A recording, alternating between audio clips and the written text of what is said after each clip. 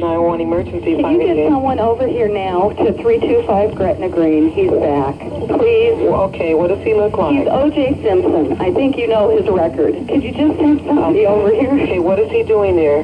He just drove up again. He just drove somebody over. Okay, wait a minute. What kind of car is he in? He's in a white Bronco, but first of all, he broke the back door down to get in. Okay, wait a minute. What's your name? Nicole Simpson. Okay, is he the sportscaster or whatever? Yeah. Okay, Thank you. Wait a minute. We're sending the police. What is he doing? Is he threatening you?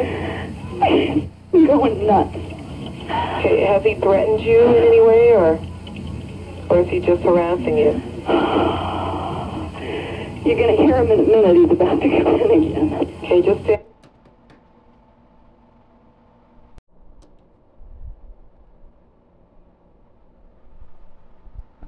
She has no idea that her stalker is enraged over a love scene that she had done in a movie. He decided he was going to go and get a gun. No more teddy bears, no more flowers. This was it. Bardo, now 19, had hired a private investigator who got Rebecca's home address from the DMV, and it was perfectly legal to do. Robert John Bardo gets on a Greyhound bus, and he takes it overnight with his bag and a gun, and arrives early in the morning and makes his way to her place. Two people have it in their mind to get to Rebecca Schaefer's apartment that day. One is a courier with a script for The Godfather 3. The other is her deranged stalker. One she is expecting, one she is not. Robert has the card that she sends and her photograph. He rings the buzzer, and when she came down and opened the door, it was Robert John Bardo. Robert Bardo mumbled something about being her biggest fan, showed her the autographed photograph that he had received in the mail.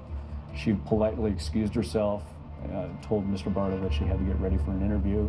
She shakes his hand, wishes him well, and he goes on his way. But he came back a second time. Now she has already dealt with him. She has other things to do. And she says to him, and this is his account we have to go with, she says to him, "You're wasting my time." Mr. Bardo stated, "I forgot to give you something," withdrew a handgun from his waistband and shot her once in the chest, penetrating her heart. 30th, 1981. John Hinckley was a 25-year-old with romantic delusions, convinced that actress Jodie Foster would be impressed if he killed the president. Outside the Hilton Hotel in Washington, D.C., Hinckley caught up with his target. And I don't think there was a better demonstration of how that training worked than the assassination attempt against President Reagan. Judge Jerry Parr and Ray Shattuck, as soon as the first shot goes off, they grab the president and they throw him into the car. Agent Tim McCarthy shielded Reagan with his body, taking a bullet in the process. Within moments, the limo sped away from a scene of chaos. Hinckley was buried under a mountain of Secret Service agents. Agent McCarthy, Press Secretary James Brady, and D.C. policeman Thomas Delahanty lay on the sidewalk, severely injured.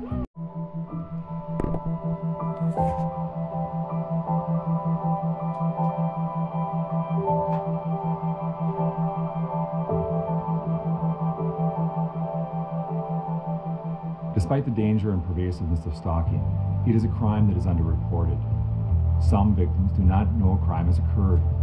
Some believe that reporting to law enforcement will not stop the stalking. And unfortunately, the last belief is not unfounded. In most cases, reporting stalking to law enforcement does not stop the behavior due to the high rates of reoffending among stalkers. The first interaction between law enforcement and the victim is a critical encounter. It can help determine whether the victim will continue to work with the criminal justice system or seek additional resources.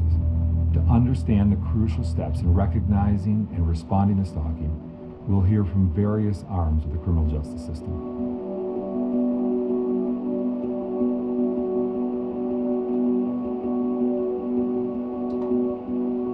I will venture a bet that in every community, large or small in this country, there is far more stalking going on than we are at all aware of. Law enforcement have to be well trained so that they listen to indicators of stalking, they follow up with appropriate questions, they recognize that victims of stalking are experiencing trauma, and that may impact their responses. If you just go one time and look at one event, you don't have stalking. Instead, you have to look at the history. What else has been going on here? What is the precursors to what happened tonight? Basically, understanding the dynamics of what constitutes stalking. Understanding the dynamics of what is going on in the victim's life.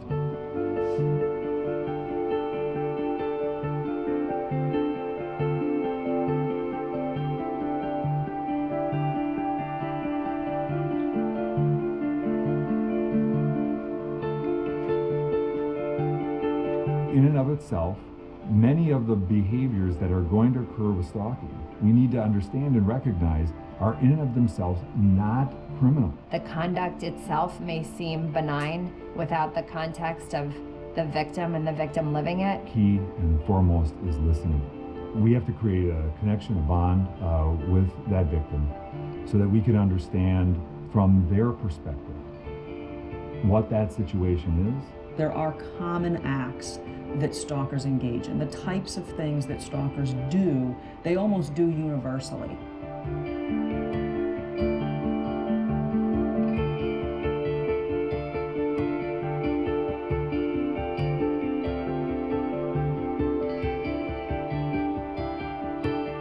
Recognize that that's the type of behavior that a stalker would engage in, and then ask the appropriate questions. Oftentimes, a stalker will start with the type of approach that is designed to elicit a positive response from the victim. I want the victim to be in my control. I want the victim to engage with me. Now he's sitting outside in the parking lot while, she's inside the house, or he's outside her window taking pictures of her through her bedroom window on his phone, and those things that are very obviously criminal. But then we want to back up and we want to take the time to look at, well, what was happening before that? Because that strengthens our stalking investigation. We need to take the criminal act that has occurred and understand our state laws so that when a person is talking to us and they begin to give us elements of stalking, that we connect the dots, that we put it together, and that we don't only charge for the criminal act that we may be initially responding to, but we also charge for stalking. There's often an intersection between stalking and other crimes, whether the... Thanks, Dad. I'm sorry? What? Ooh. The comedy of that. Am I sweating? Yeah. Put your arms down. Only on Hulu. It's gonna be fun! Nature, whether they're domestic violence crimes, that there's often other crimes that are occurring while that stalking behavior is being perpetrated. We have to begin to look at the totality of the circumstances. And in collecting, investigating, and corroborating the range of kind of experiences of that victim, we can now piece together a total picture that ultimately speaks to the real implications of this crime. It was a breakup. Then it was text messages. Then it was emails because she blocked his text messages. He switched to emails. Blocked his emails. He switched to social media. Blocked his social media. Now he's following her. He's looking for her. He found her. He leaves the cards. He leaves the flowers.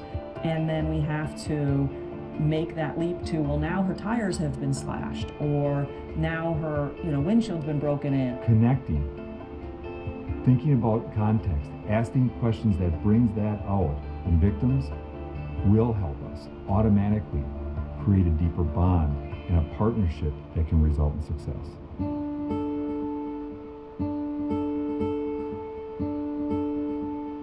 One of the things that's really unique about stalking is it does vary greatly from state to state. It becomes important to recognize the laws, what the elements of the crime of stalking is in your community. We have to establish that the element that some type of fear has occurred. You have to make sure that you include in your report the fear that this victim sensed, or the intimidation, or the harassment. And you have to make sure that you put that in your report very descriptively so that we can ensure good prosecution. Because fear and substantial emotional distress, elements of stalking, are so subjective, it's often law enforcement's responsibility and role to be able to extract that from a victim with a good interview and with good follow-up questions. So if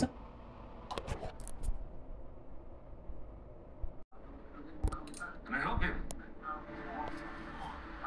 Door was open. I knocked. Do I guys, Jackson. I wanted to talk to you about the murder of Notorious B.I.G. I'm a journalist. No. Of course you're a journalist. Well, I've already stated that I would rather not speak to any of you. So thank you very much for your time. Go on, get out. 18 years ago, I used to interview you in the news special that I was doing called East versus West. Yeah. It was terrible. It was wrong. Your theory was completely wrong. Yeah, well, the Peabodys would disagree with you, wouldn't they, on that? Peabody? Yes. So you equate life and death with a fucking awards show? How about I pay you? You what? Pay you. You'll pay me. Get on my side. Because you know what I should do is knock your fucking teeth out. Yeah, well, then I have to call the police and tell them about that, don't I, Detective? Oh, and do you trust that they would come here and that they would do their job for you? I did my job, didn't I? I found you. White guy shoots and kills a black guy. Who's a fool? Are you threatening me? No. No. It's real. White guy shoots and kills a black guy. Who's a fool? I don't know. The answer is ask one question. What is it?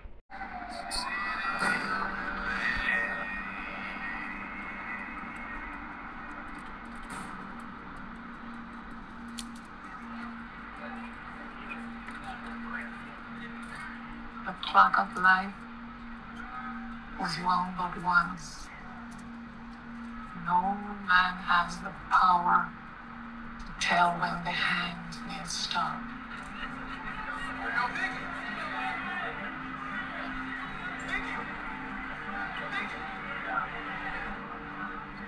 This is the only time you own. Live, love, toil with the will. Put no trust in tomorrow, or the hand may bend, be still.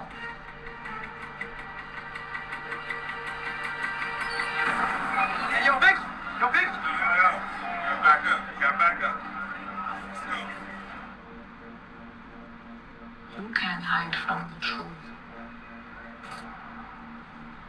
That truth needs to expose.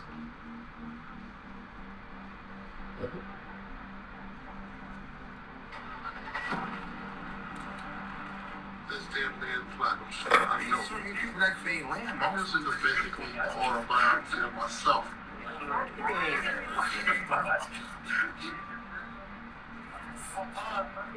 Excuse me, ladies. No disrespect. Is it cool if I get his autograph? Yo, I'm your hugest fan, babe. Yo, you mind signing this for me, man? Hey, I stay up at Juicy and Big Papa, man. That's my joints right there, yo. I mean, this is company. Thank you, man. For real. There's not a day that goes by that I don't miss my son.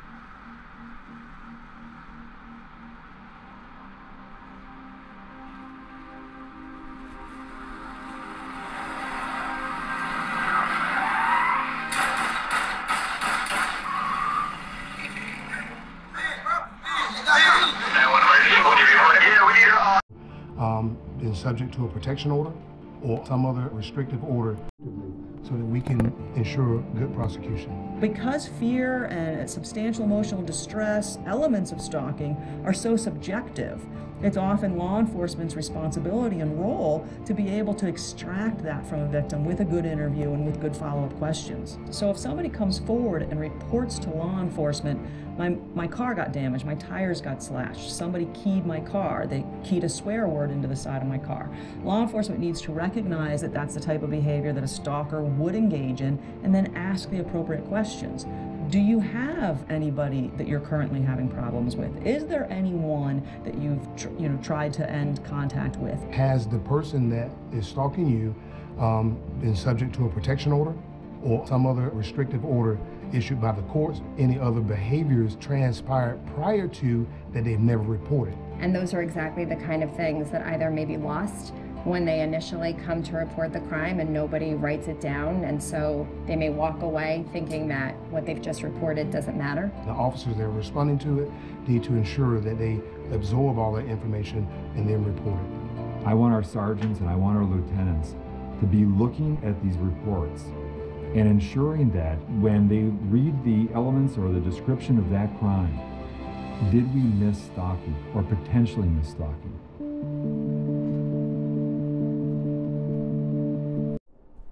Hi, this is Cynthia Ortiz. These are the Charles Perry Stalker Podcast. It is November 2nd, 2023. And I'm being stalked by Charles Perry and have been for 13 years.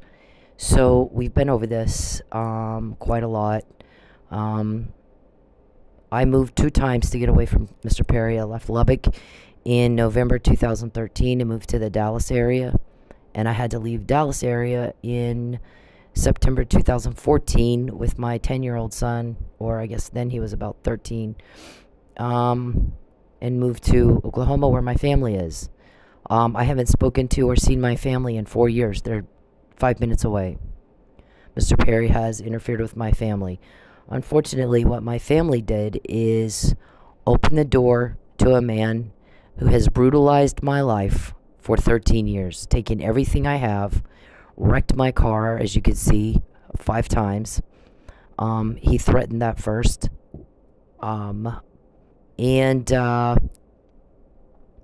Let him in their life and shoved me out. They have not called and checked on me for 4 years. They've not bothered to see if I'm okay. They've not bothered to call me. So I don't, we don't even have words for that. Like, who the fuck does that? I came here to be with my family and get away from Mr. Perry. Mr. Perry is in Oklahoma all the time. He lives in Lubbock, Texas. He, I guess, is an elected official, state senator out of Texas. I helped him get elected, and he went weird. He went weirdo. So this right here is the first protective order I attempted. It was denied. Number 2 reason, I had an attorney who should have dealt with the jurisdiction, and she did not. So the first reason it was denied is lack of jurisdiction. Second is I forgot the police report. So I was not compliant with this law here. You must file a complaint against the stalker with law enforcement. That's the last sentence there. That's state law. I was getting death threats. I was getting threats of death and false arrest. I tell my ex-husband that in an email on October 29, 2015. It says he's trying to have me false arrested to coerce me. He wanted me to lie. There's the date right there. Okay, so part of why he wanted me arrested. We call this the McNamara email. He sent a guy into my workplace. I'm buying charcoal that's dated 12/27/2015 to absorb whatever they were giving me at work. You got to go to work. You got to pay your bills. I'm in a state where I've now moved for the 2nd time to get away from a man who is forcing himself on me, and that I don't like him. Mr. Perry is the creepiest fuck I've ever met in my life. He's the most deviant, disturbed, demented, deranged piece of shit I've ever met in my life. He absolutely repulses me. He has gone so far as to forged my name to a marriage license, and told people that we're married. There's not been a date, there's not been sex, there's not been anything, which for astute law enforcement officers scares the shit out of them. It's one thing when there's been a relationship and there's been something real there, where there was a date, where they were actually on a real date, and they were intimate, and then they break up. It's something else altogether. You get the John Hinckley Jr. thing. John Hinckley Jr. fixated on Jodie Foster, watching her on television, and tried to kill the president, President Reagan. He was delusional. It's something different altogether when these guys think there's something there, and it's only real to them. It's not reciprocated. The female doesn't feel a thing for them. They don't want anything to do with the guy, and he thinks there's something there. So he's imagining a relationship with someone who doesn't even like him, and that's what Mr. Perry's done. So I was telling my friends in 2011, he's getting weirdo. He's pulling up behind my backyard, and then watching me in the from the alleyway, and showing up at restaurants, and I think I may have to move. And then he threatened to ruin my business when I confronted his campaign guy. I talked to his campaign guy about it. I didn't go to the media with it. I kept my mouth shut for 4 years. Only a few close friends knew. Most of them didn't even live in Texas. The ones that did live in Lubbock that knew saw him. I had some things I had to explain. Or I was afraid, and I said, look, if something happens to me, look what he's doing. So, in response, instead of saying, thanks for letting us know, we'll handle it, they said, we're going to ruin your business. And then he did. I've been in my business all my life. I did government reform, federal, not state. Keep in mind, Mr. Perry is a state senator, not federal. I did not do state. I don't do state. I don't care what bullshit he made up in his head. I did not do state legislation. After I've already told people he's stalking me like a year or two, then I did some in New Mexico for some kids that my parents hurt, not in Texas. So Mr. Perry is at this point brand new to the whole thing.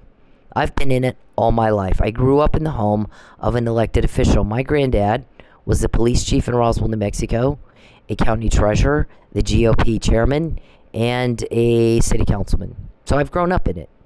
I've grown up in the home of an elected official. My family was the power in the town where I grew up. I grew up around it. Then when I get older and I have my own business, I'm meeting with Congress people, members of Congress, members of the U.S. Senate for Medicare reform and insurance reform. Federal. I did not do state. I met with a couple of people in New Mexico, not Texas, on the state level regarding gross receipts tax. I was part of a huge group, and I spent very little time on that. I moved to Nevada because there was no state tax. Gross receipts tax on medical. So basically what that means is you have to pay gross receipts tax on the sales of medical equipment and supplies. So you got a catheter that costs $4. Medicare reimburses $4. You paid $2 for it. Plus now you got to pay gross receipts tax that eats into your profit. So in Nevada, when you sell a catheter for $4, you paid $2 for it. $2 is yours. It's different though in New Mexico. So there was already a huge group. They did get that passed. I participated to very little extent. Again, this is not Texas. This is New Mexico. Very little extent on the gross receipts tax, but most of my focus was on federal. Once I moved to Nevada, state tax is no longer an issue. Gross receipt tax is no longer an issue. I didn't, no more state. I just did federal. So that doesn't mean I didn't meet state representatives, state assemblymen, state senators. I did. I was asked to run in Nevada. Nevada elected officials approached me many times and said, we have a very big push for women legislators in our state. Would you please run? You're very articulate, you're very intelligent, and you are very, very good at getting your message across. You've got experience in the industry. We would like you to run. I declined on that because I wanted to get my issue on the federal level passed. So it's still being worked on to this day. That is actually largely due to the manufacturer's failure to get clinical studies. That is something I had nothing to do with. It was something that is being demanded by both Medicare and elected officials, and it's a reasonable request. And it's, we got it as far as we could get it. The last request made was we've got to have more clinical studies. And now that's up to the manufacturers to do. Anyways, so Mr. Perry was brand new. I've been in Lubbock. I've been working with the LARW, which is the Lubbock Area Republican Women, for 3 years. I've been in politics all my life, and he pops up and wants to run. There's a reason that happened. He's been investigated. Investigators wanted easier access to him. They pushed for him to run for office through people he knew. Period. I don't care what he believes. I don't care what he says. His district is 86% Republican. If you're not pro-life, pro-gun rights, pro-protection of marriage, being between a man and a woman, blah, blah, blah, you don't get elected. In other words, you got to be cookie cutter, pretty much. You cannot flip that district without moving a company in from California who has liberal voters to change the voter demographics. You can't do it. 86% Republicans are not going to vote for a Democrat under any circumstances, no matter what. So in order to flip it, you'd have to have some more Democrats move there and change the voter demographics. He's the smallest district in the state. This guy is not volatile. This guy is boring. This guy is a nobody and not concerned. No one's concerned. So he's alleged that he's the victim of a political vendetta, and to this day has no evidence of that. And people think now he's got two delusions. One, that he's a matters politically, which he doesn't, enough to have a political vendetta that would involve a stalking story being made up. Nobody says a word about it for 4 years. I moved twice, then make it public. I made it public when I tried to get this. Because when you take it so far that you need a protective order and you're threatening death and false arrest on a daily basis, then it's time to go public. I'm sorry. But when you run for office, you decide that you want that. Your private life is now, your whole life is under scrutiny when you're an elected official. If Bill Clinton couldn't get away with hiding his crap, and Anthony Weiner and, Roger Ailes and those guys, then why in the fuck would some small town peon not be subjective to public scrutiny in his private activity? So, when I move, I'm hoping that's it. No more bothering me. What does Mr. Perry do? He comes to Oklahoma, they can't get him to leave. Literally can't get the guy to leave for 10 years. He's not at home with his family in Lubbock. He's not seeing his constituents. He's not campaigning. He's up here in Oklahoma where he doesn't live, wasn't invited, hanging out with my family. When somebody said this the other day, and he made a very good point, the guy said, by the way, if I'm speaking in the third person, I'm quoting somebody else. The guy said, if I'm accused of stalking, I stay the fuck away from the accuser. I make sure there's no appearance of stalking at all. What does Charles Perry do? Goes to a whole different state where he doesn't live, has no business being at all, and they can't get him to leave where the accuser is. They can't get him. Now that is stalking, if ever I've seen it. So when he says he's not stalking, he's full of shit. That's exactly what he's doing. So I'm getting these texts and stuff from Mr. Robertson, who came in and said he was working for Charles and was his hitman, and let your life fade away. And I'm like, what? I'm getting poisoned. I'm getting sick. With drinks at work were being spiked. So a customer buys me a drink. I have to go on stage. I have to go to the bathroom. Keep in mind, I've been in a professional world. All of a sudden, I'm dancing at a strip club. Because Mr. Perry ruined every chance I had to get a job, I had to just go somewhere where I could just make money to feed my child. In a strip club, you make cash. That's the only place I could go where he wouldn't really know exactly how much money I was making or how much money I had. Because his goal at this point is to make me destitute, and it's been that way for a long time. He hates women. He has a seething hatred for women. He can't figure out how to get women to like him. So his mommy hurt his feelings when he was a kid or something. I don't know. I don't care.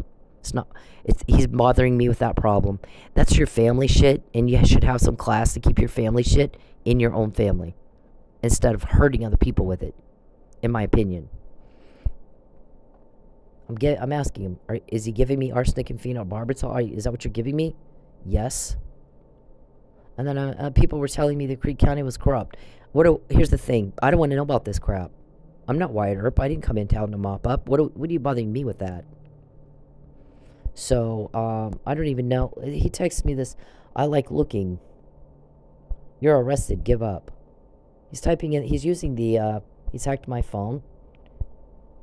I like looking. It was creepy as fuck. So I'm telling my friend, and she's like, how creepy is that? Yeah, I would say so. Then he has another guy come in, and I'm telling him, if he kills me, it'll be like, he'll have the speculation like Chandra Levy and Gary Condit.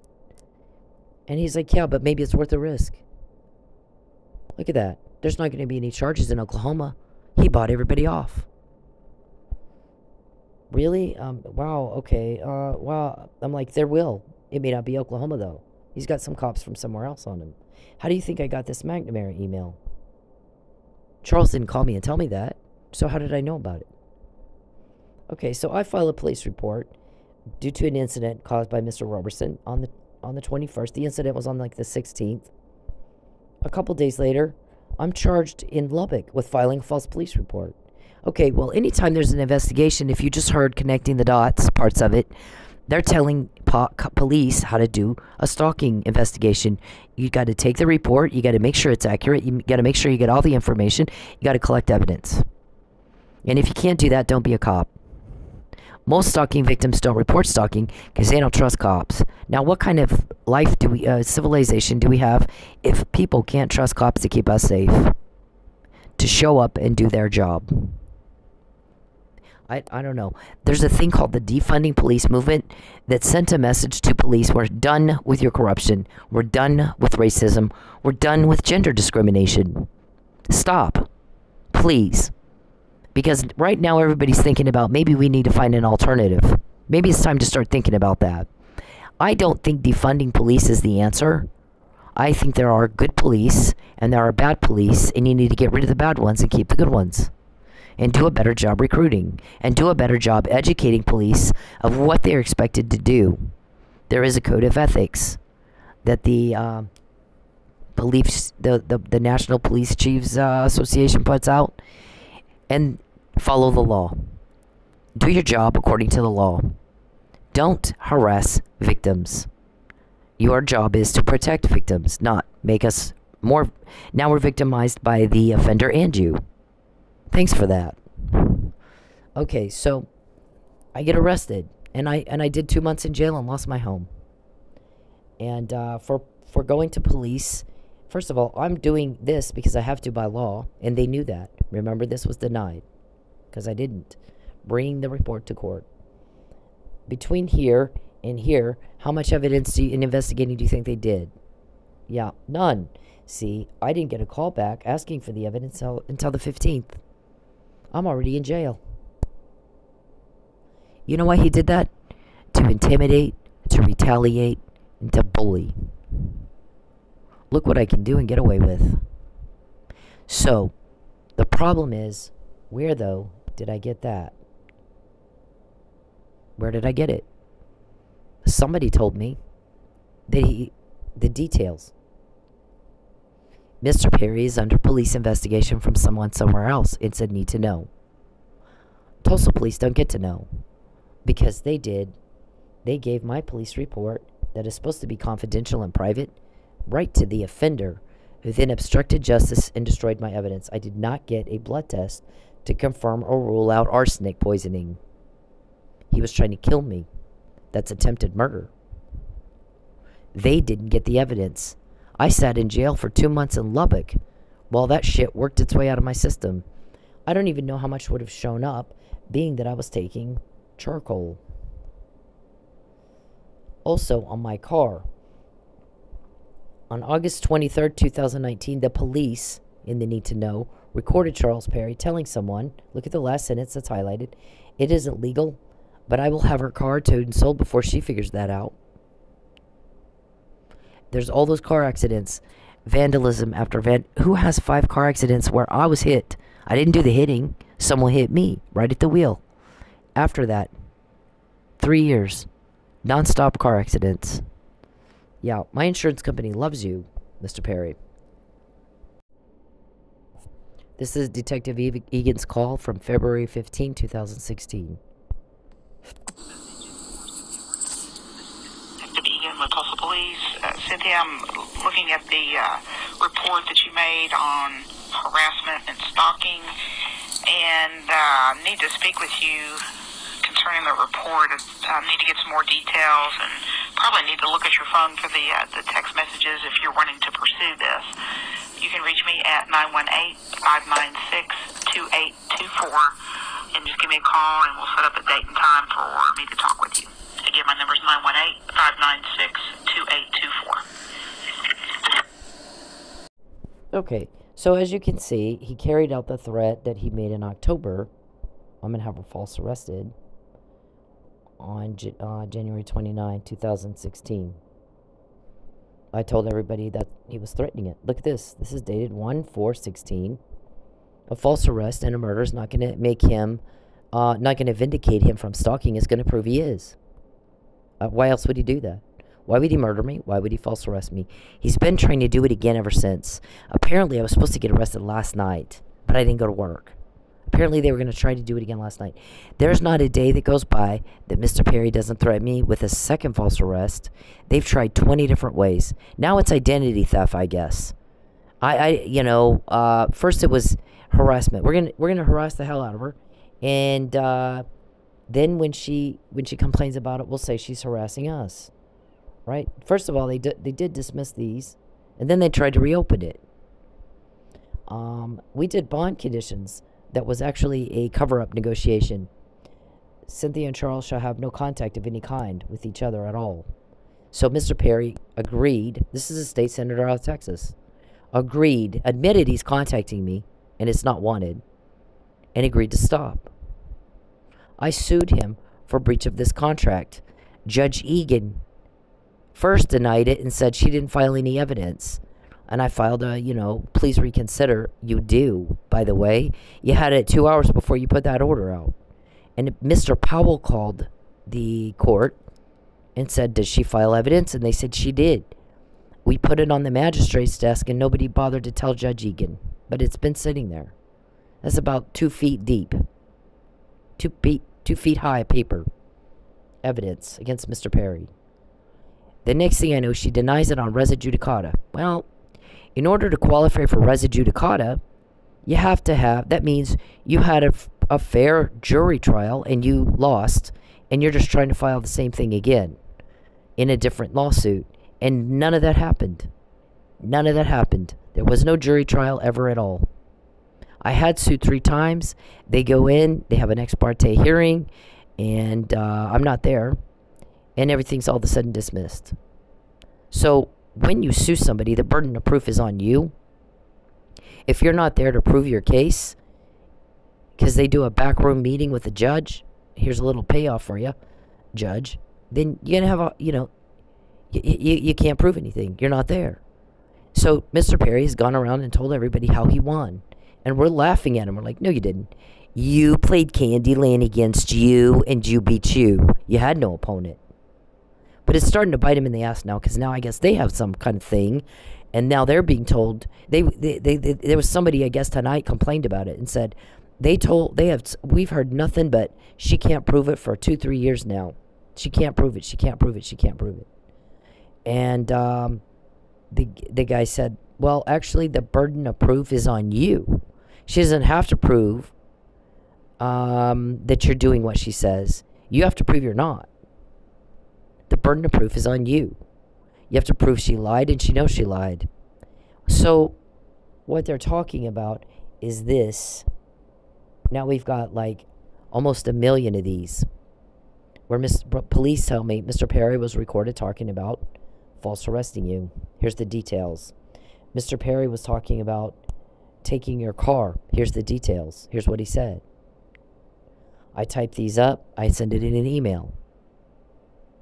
They take it to court, tell the judge, see, she is harassing us. Look, we wanted that. That's a whole nother charge right there. And I'm going to not get into a whole lot of details there, but one thing they can't do in a criminal case is argue for suppression of the actual recording that goes with that right there. They put it on the docket, claimed it was harassment.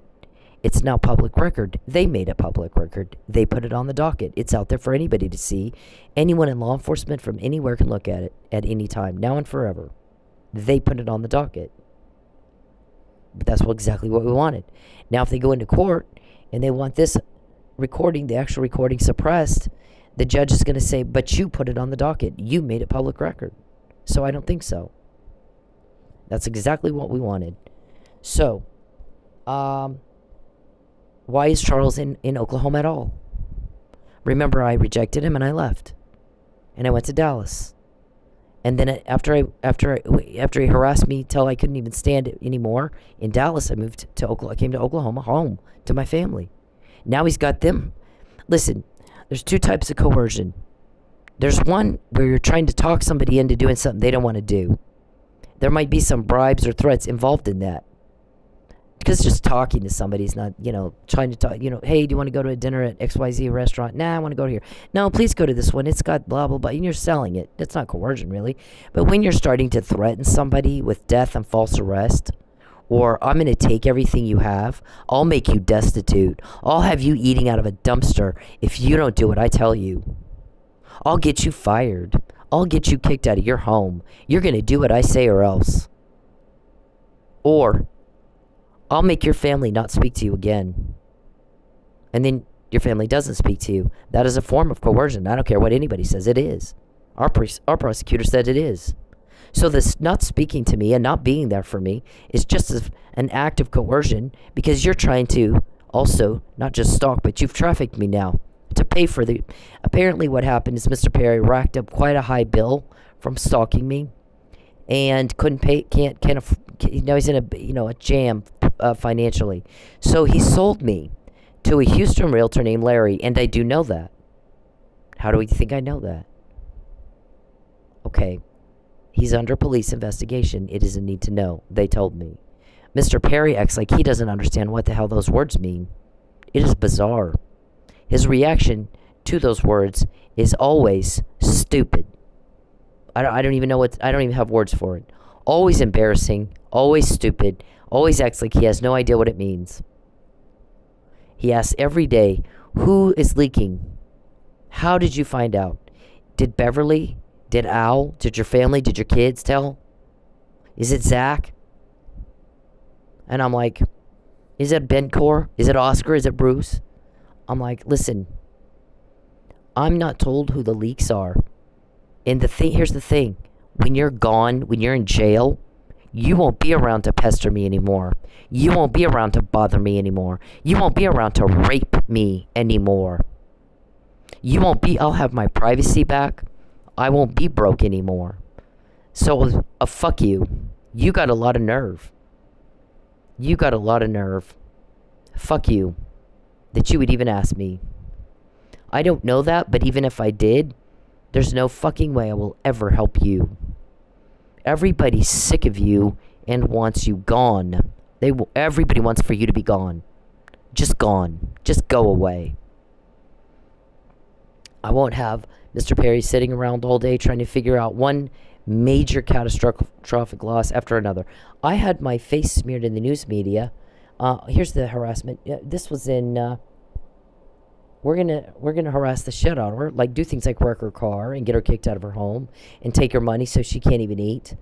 I spent 6 months last year in my car, living in my car. He did get me kicked out of my home. Then I went to a hotel.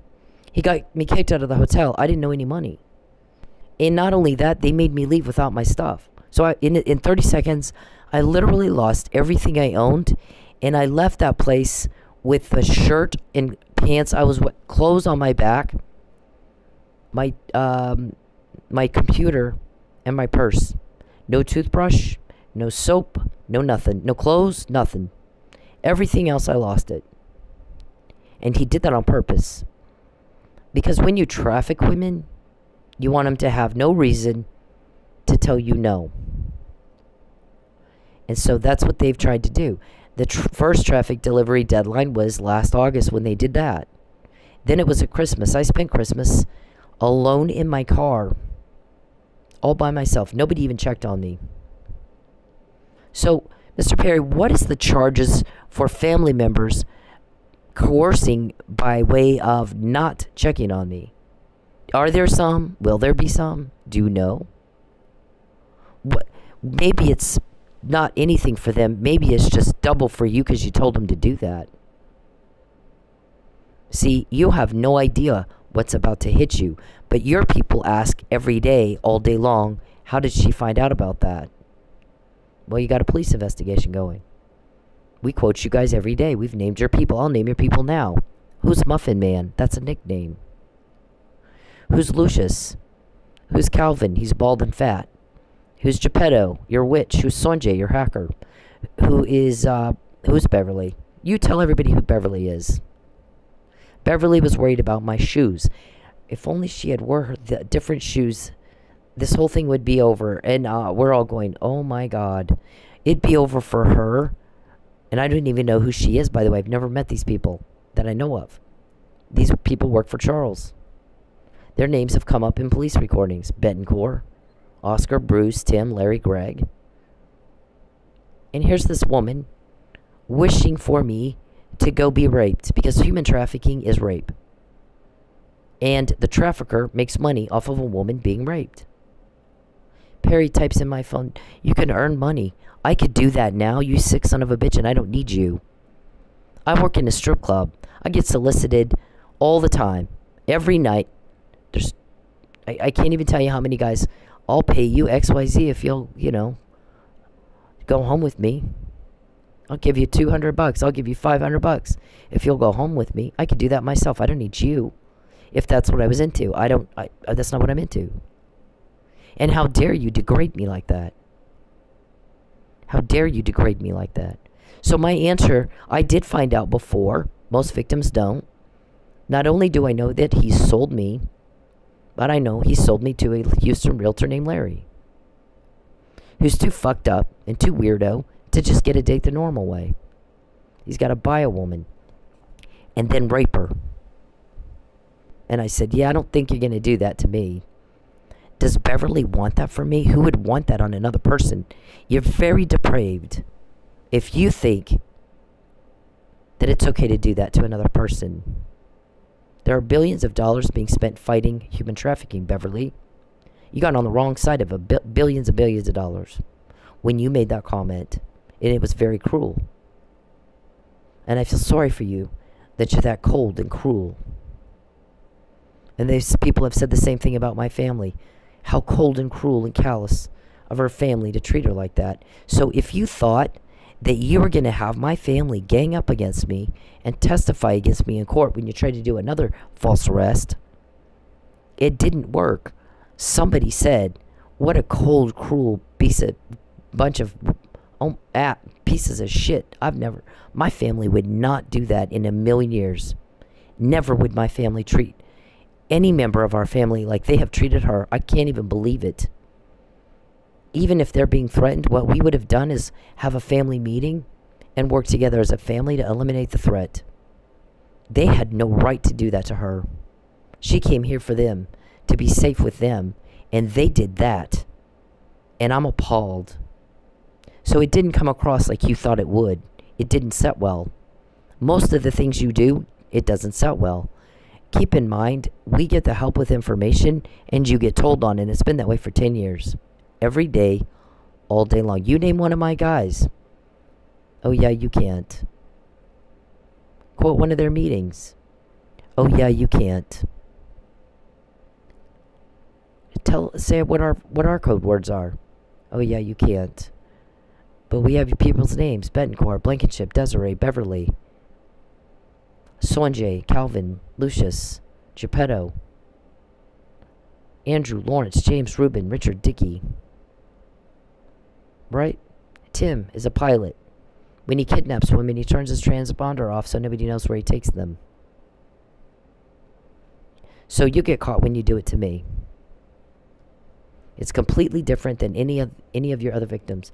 And I think in 2016, when I got back from jail, and I already had this right here, and I already had this right here, that those cops got for me. They do things for me, while you do things to me.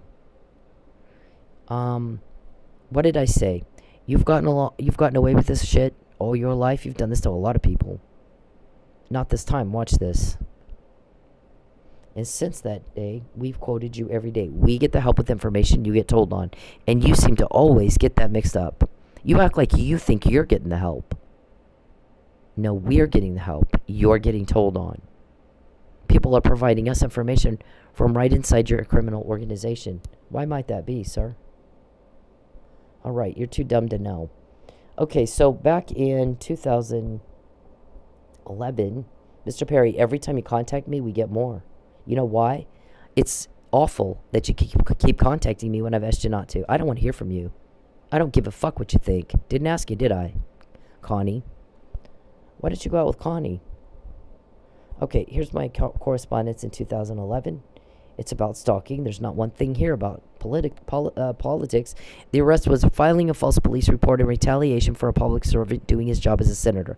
So, in order for Judge Hansen to have signed that, he would have had to have, if he's not, I don't know why he signed it. Judge Hansen was a judge that I did happen to know. I didn't know all of them, but I knew him a little bit. And I was surprised he signed it, because you have to have probable cause that a crime's being committed. So, show me the evidence of a political vendetta. Oh, you don't have any. Maybe there's not one. Maybe you imagined it. And the evidence of a false police report. Oh, nothing's been investigated, no evidence been collected. Then how do you know it's false? So where's the probable cause, sir? Yeah. You're using the justice system to kidnap a victim of stalking. You're using the justice system to try to facilitate trafficking delivery of a human trafficking victim.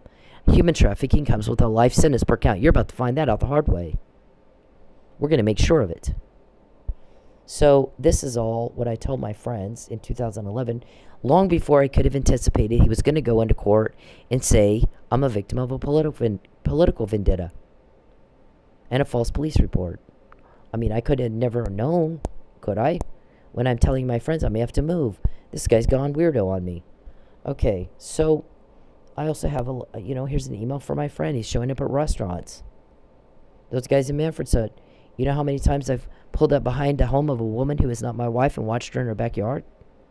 You know how many times I've gone to a restaurant to spy on a woman who is not my wife? Or even my wife? Or send a staffer to do it?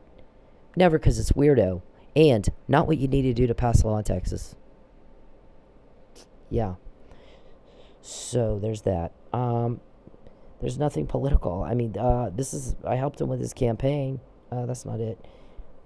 I mean, I helped him with it. This right here came after Chief Miller's murder. How'd you know Mike had to be begged to go? You mean coerced? Because you planned to murder Mike Neely? And then you had Mike Neely testify against me, and you guys thought that would make me go cry? Did you think I was going to cry? Okay, let's get this straight. Write this down. I don't cry. I don't cry. I've been trained in how not to cry. It is not that I hold my feelings in. It is that I shift my focus immediately. What's the next step in this process? We knew he was going to do that. They have a shrink that evaluates every single one of you and anticipates properly and correctly, dead on the money every single time, what you're going to do in any given situation. Because the guys helping me are very meticulous, just like the man said, calculated. They do their homework. They do their research. And they think things through, and they make sure they get it right, execute with precision and accuracy. And if anything is different than what we were hoping for, they make adjustments. But you guys are so dumb, it's almost so easy, it's not fair. So the guy said, here's the thing what you have right here. She's got a fuck ton of information on their criminal activity. And so much so, and this has gone on for a long time, that I would think it's not too long before they're about to make arrests. And let me tell you how easy this has been. They must have a lot of people they're going after, and they must want to bury each and every one of them. Because they're very, very calculated in everything they do. They're taking their time. They're getting it right. And these guys are up against somebody like Charles Perry, who has Huntington's disease. It causes impaired cognitive reasoning, paranoia, hallucinations, delusion, and psychosis. And sometimes he acts like he doesn't understand a word you said. Really, he acts like that. He certainly never responds appropriately to what you said. Always acts like he has no idea what you just said. So the guy said, you got a guy who didn't research shit. He's too lazy, and he's too sloppy. Didn't think anything through, ever. Doesn't consider all the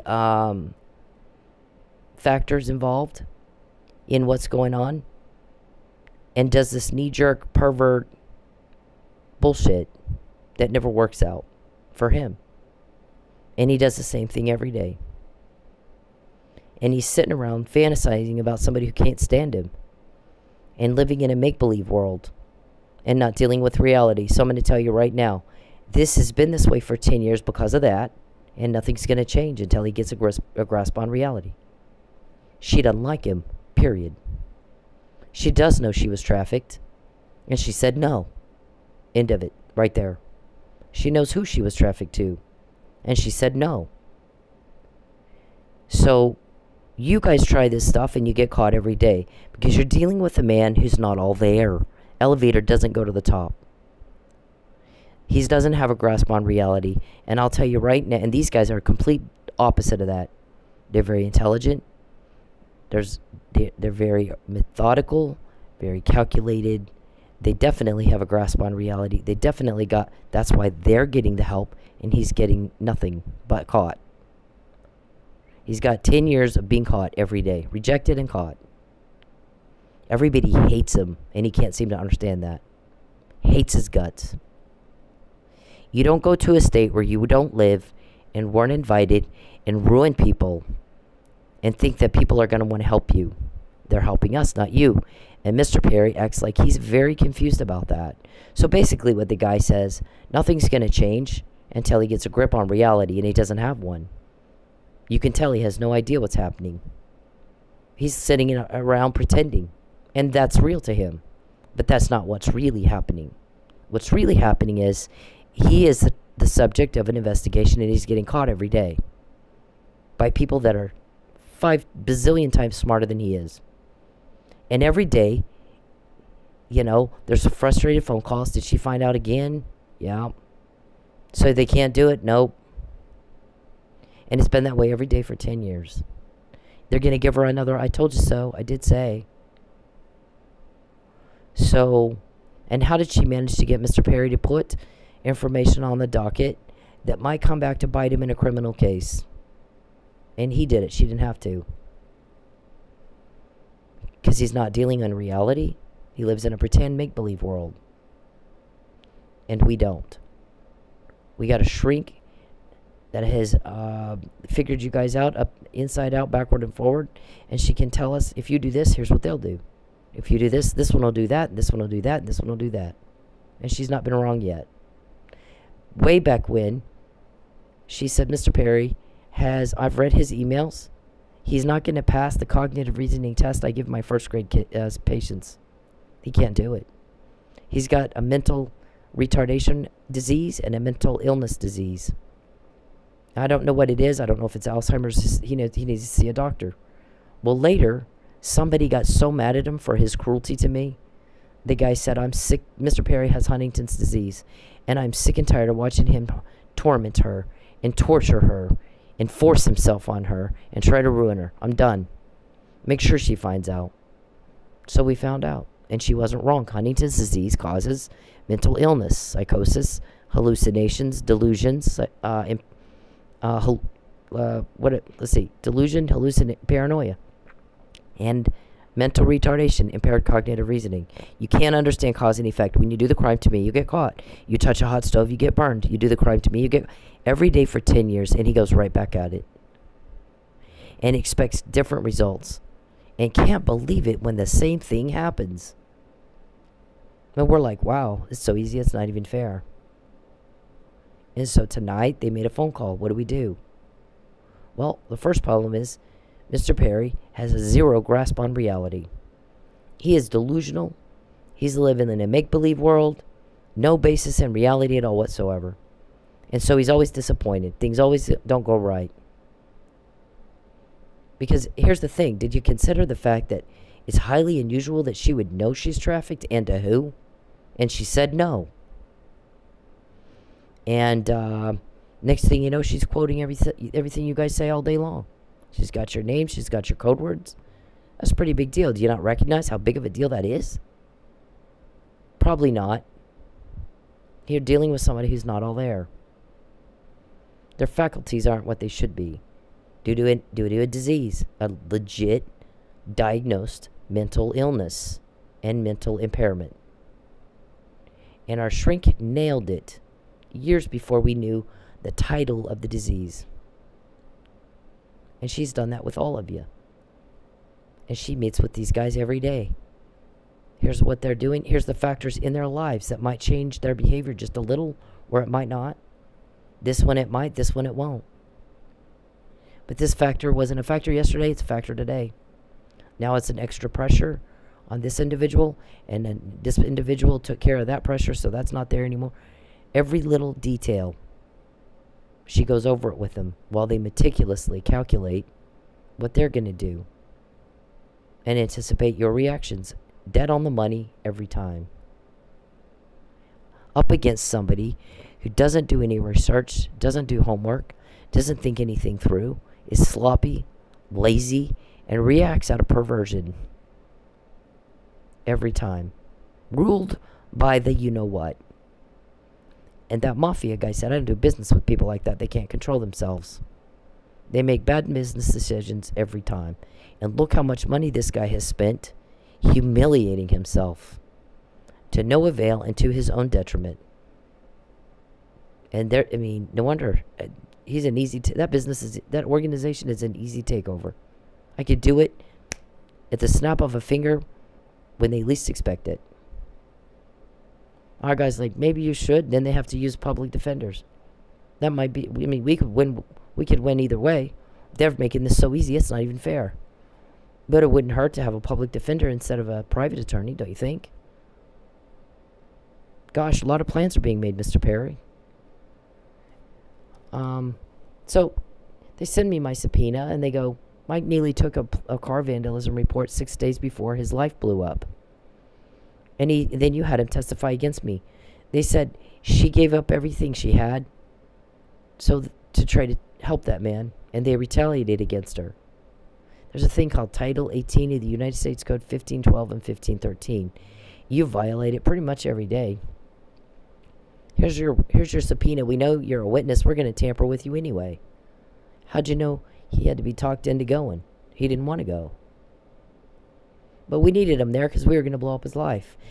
Actually, you did the same thing to him. You tried to kill him with opioid overdose. He didn't die. You false arrest him. Okay, let me tell you something. Did you think I was going to cry? Yeah, I don't cry. I don't get depressed. I don't get sad. I get pissed off. And I start fighting even harder than I did before. What is the next step? Here's what I think about everything that happens every day, all day long. First of all, what do I have to be thankful for? Second of all, okay, this situation is shitty. Let's call it like it is. We're not going to be in delusion. This situation is as shitty as it gets. But what's good from it? What's good about it? There's always something good. Here's the good thing. I will never die of prostate cancer. I mean, I will never have that problem. I'm not dead arrested today. I'm fine. I can walk. I can talk. I can hear. I can see. Because there's people that don't have that. What's good about the situation? Well, I sit down and whatever the situation is, think about. There's always something good if you look for it. You can find it. And the next question is, what can I learn from this? What can I learn from this? Sometimes the guys will tell me, you know what's good about this situation is XYZ guy that works at XYZ police department thinks you're a fucking hero because you have a lot of courage, and he wants you to know he's praying for you today. So that's what's good about this situation. Think about that. Whatsoever things are good, whatsoever things are true, lovely, and of good report, think on these things, because as a man thinketh, so shall he be. That's my other mantra. So that's where my mindset is always. And then what's the next step in the process? What do we need to do next to wrap this fucking thing up so I have my privacy back, I have my money back, and Perry's not around to bother me anymore or cause problems for me anymore. Perry sits around 24/7 in Oklahoma watching me in the privacy of my house. He's a voyeur. So when he calls and asks for my address, really just hang up on him, which I guess he did tonight. We need her address. And the guy said, I can't give you her address. It's against the law. First of all. Second of all, I'm pretty sure you already know what it is. Don't act like... And you know what's funny is Lucky Miller said the same thing. They were calling Lucky. What's her address? And he goes, oh, come on. Don't tell me you don't know her address. You're a stalker. We know you know her address. Don't sit there and act like you don't. He just gave him shit. Didn't he? Is that why you murdered him? That's a motive. That's a motive for murder. Why are you asking me, spoofing this account here? I know that you're a subpoenaed witness. I'm going to tamper with you anyway. How'd you know Mike had to be coerced into going to the blow up of his life? And by the way, we're going to get him to testify against you after you lose your ass trying to help him. I will do it again knowing that that's what happened. Because I know you pretty much probably gave him no choice. You've murdered his friend. You've blown his life up. I'm sure thinks he doesn't have a choice. He doesn't know me very well, or he would know he does have a choice. But sometimes, if you've seen The Village, did you see the movie The Village by M. Night Shyamalan? Those people think they're stuck until they find out they're not. So a lot of times people think they're stuck. Someone might tell them they're stuck, and then they find out that was a lie. They're not stuck at all. So it might be that Mike, somebody told us, I think from the prison in Florida, everybody can tell when Cindy caught those guys from Texas, those sex weirdos from Texas, because they all want Mike's cell tossed. We're always having to toss his cell to see if they can find some way that they're talking to each other. Or that Mike's talking to the cops helping her. And then they're telling her. So that we got to toss his cell all the damn time. So duly noted for the record, you did that. So I don't blame Mike. When you're in jail, I'm sure he'll tell me whatever he, And if he never speaks to me, that's fine. There's a poem by Mother Teresa. If you build it, they're going to tear it down. Jealous people will tear it down what you build. Build it anyway. Because at the end of the day, it's really not between you and them. It's between you and God. And it is. What we do and how we respond to the things that happen to us and come at us is between us and God. Really, at the end of the day, that's all it is about. Who gives a fuck what everybody else thinks? Because at the end of the day, it's how did I live my life in response to what people did. I can't control what other people do to me, but I can control how I respond to it. And my choice is, I don't cry. I'm going to get pissed off and kick the fuck out of your crime, same as always. I'm going to sacrifice what I need to sacrifice. I'm going to have the courage I need to have the courage, and you can go fuck yourself. I don't give a fuck what you think. So your little bullshit of, I'm going to make her cry. I want to see the look on her face when we take her car away again. Do it. Because what I'm thinking is, you're a criminal, and you've done this to a lot of people. But I'm going to make sure when you do it to me, you have to pay for that. You have to pay in ways you've never had to pay before. We're going to put a stop to it. We've got the intel, not you. You get told on. You get told on, we get the intel. It's been that way every day, all day long for a decade, and you act like you're too stupid to tell that that's your reality. And you make it so easy for us, it's not even fair. Literally. You actually sent this in a text. We were like, we don't even have words for that. This tampering with a witness. You're trying to, how did he know? How did she know? And he had asked me about 4 times, and I wouldn't answer for a reason. None of your business, dum-dum. You talked him into going so that you could do what you did. And you just wanted to know if I knew which one of you did the talking, did the coercing, right? Yeah. Why else ask the question? Somebody says, oh, it was lucky. But then, if it was lucky, then why did you need to ask me that question? Not once, but 4 times. Yeah, come on. I mean, you act like everybody's as stupid as you. And that's one reason we've gotten, there's about 4 reasons we've gotten leaks. One is, you might have infiltrators. Number 2 is, people don't like your cruelty. They just don't like it. It makes everybody uncomfortable. When you set everybody down and say, I want you to go against her, and force her, and pressure her to be trafficked. And then we find out I was trafficked. And the guy's like, I'm pretty sure that there's people that aren't going to feel warm and fuzzy and happy that they sent her off to be raped every day. So they're not going to help you. They're helping her. She's getting the information. You're not. And Mr. Perry, nothing's going to be different until you get a grasp on reality. Is basically what the guy was saying. Mr. Perry's nothing's going to be different for Charles Perry until Charles Perry gets a grasp on reality. And he doesn't have one yet. And he's dug himself in a hole so deep they're about to bury him in it. He goes at it every day. They got 10 years worth of evidence. Some of it he put on the court docket. He can't get it suppressed now. And by the way, they meticulously planned that. I promise. They're very calculating. And you've got a dum-dum who does nothing but have knee-jerk reactions, doesn't do his research, doesn't have his homework, doesn't know what he's doing, and here it falls in his little pit every damn day. Okay, so that's what the problem is. So this is Mike right here. Just took my police report. Arrested for beating his boss to death. Hit back and forth so hard that his head became detached from his body, Chief Miller's did. And he died of internal decapitation, blunt force trauma to the head, and strangulation. Not a mark on him. We said in March 2020, January, February, and again in March, he was drugged and didn't do it. Who told me that? How did I know that? The same people that told me you trafficked me. The same people that gave me the McNamara email. Same people that gave me the Fabian puzzle.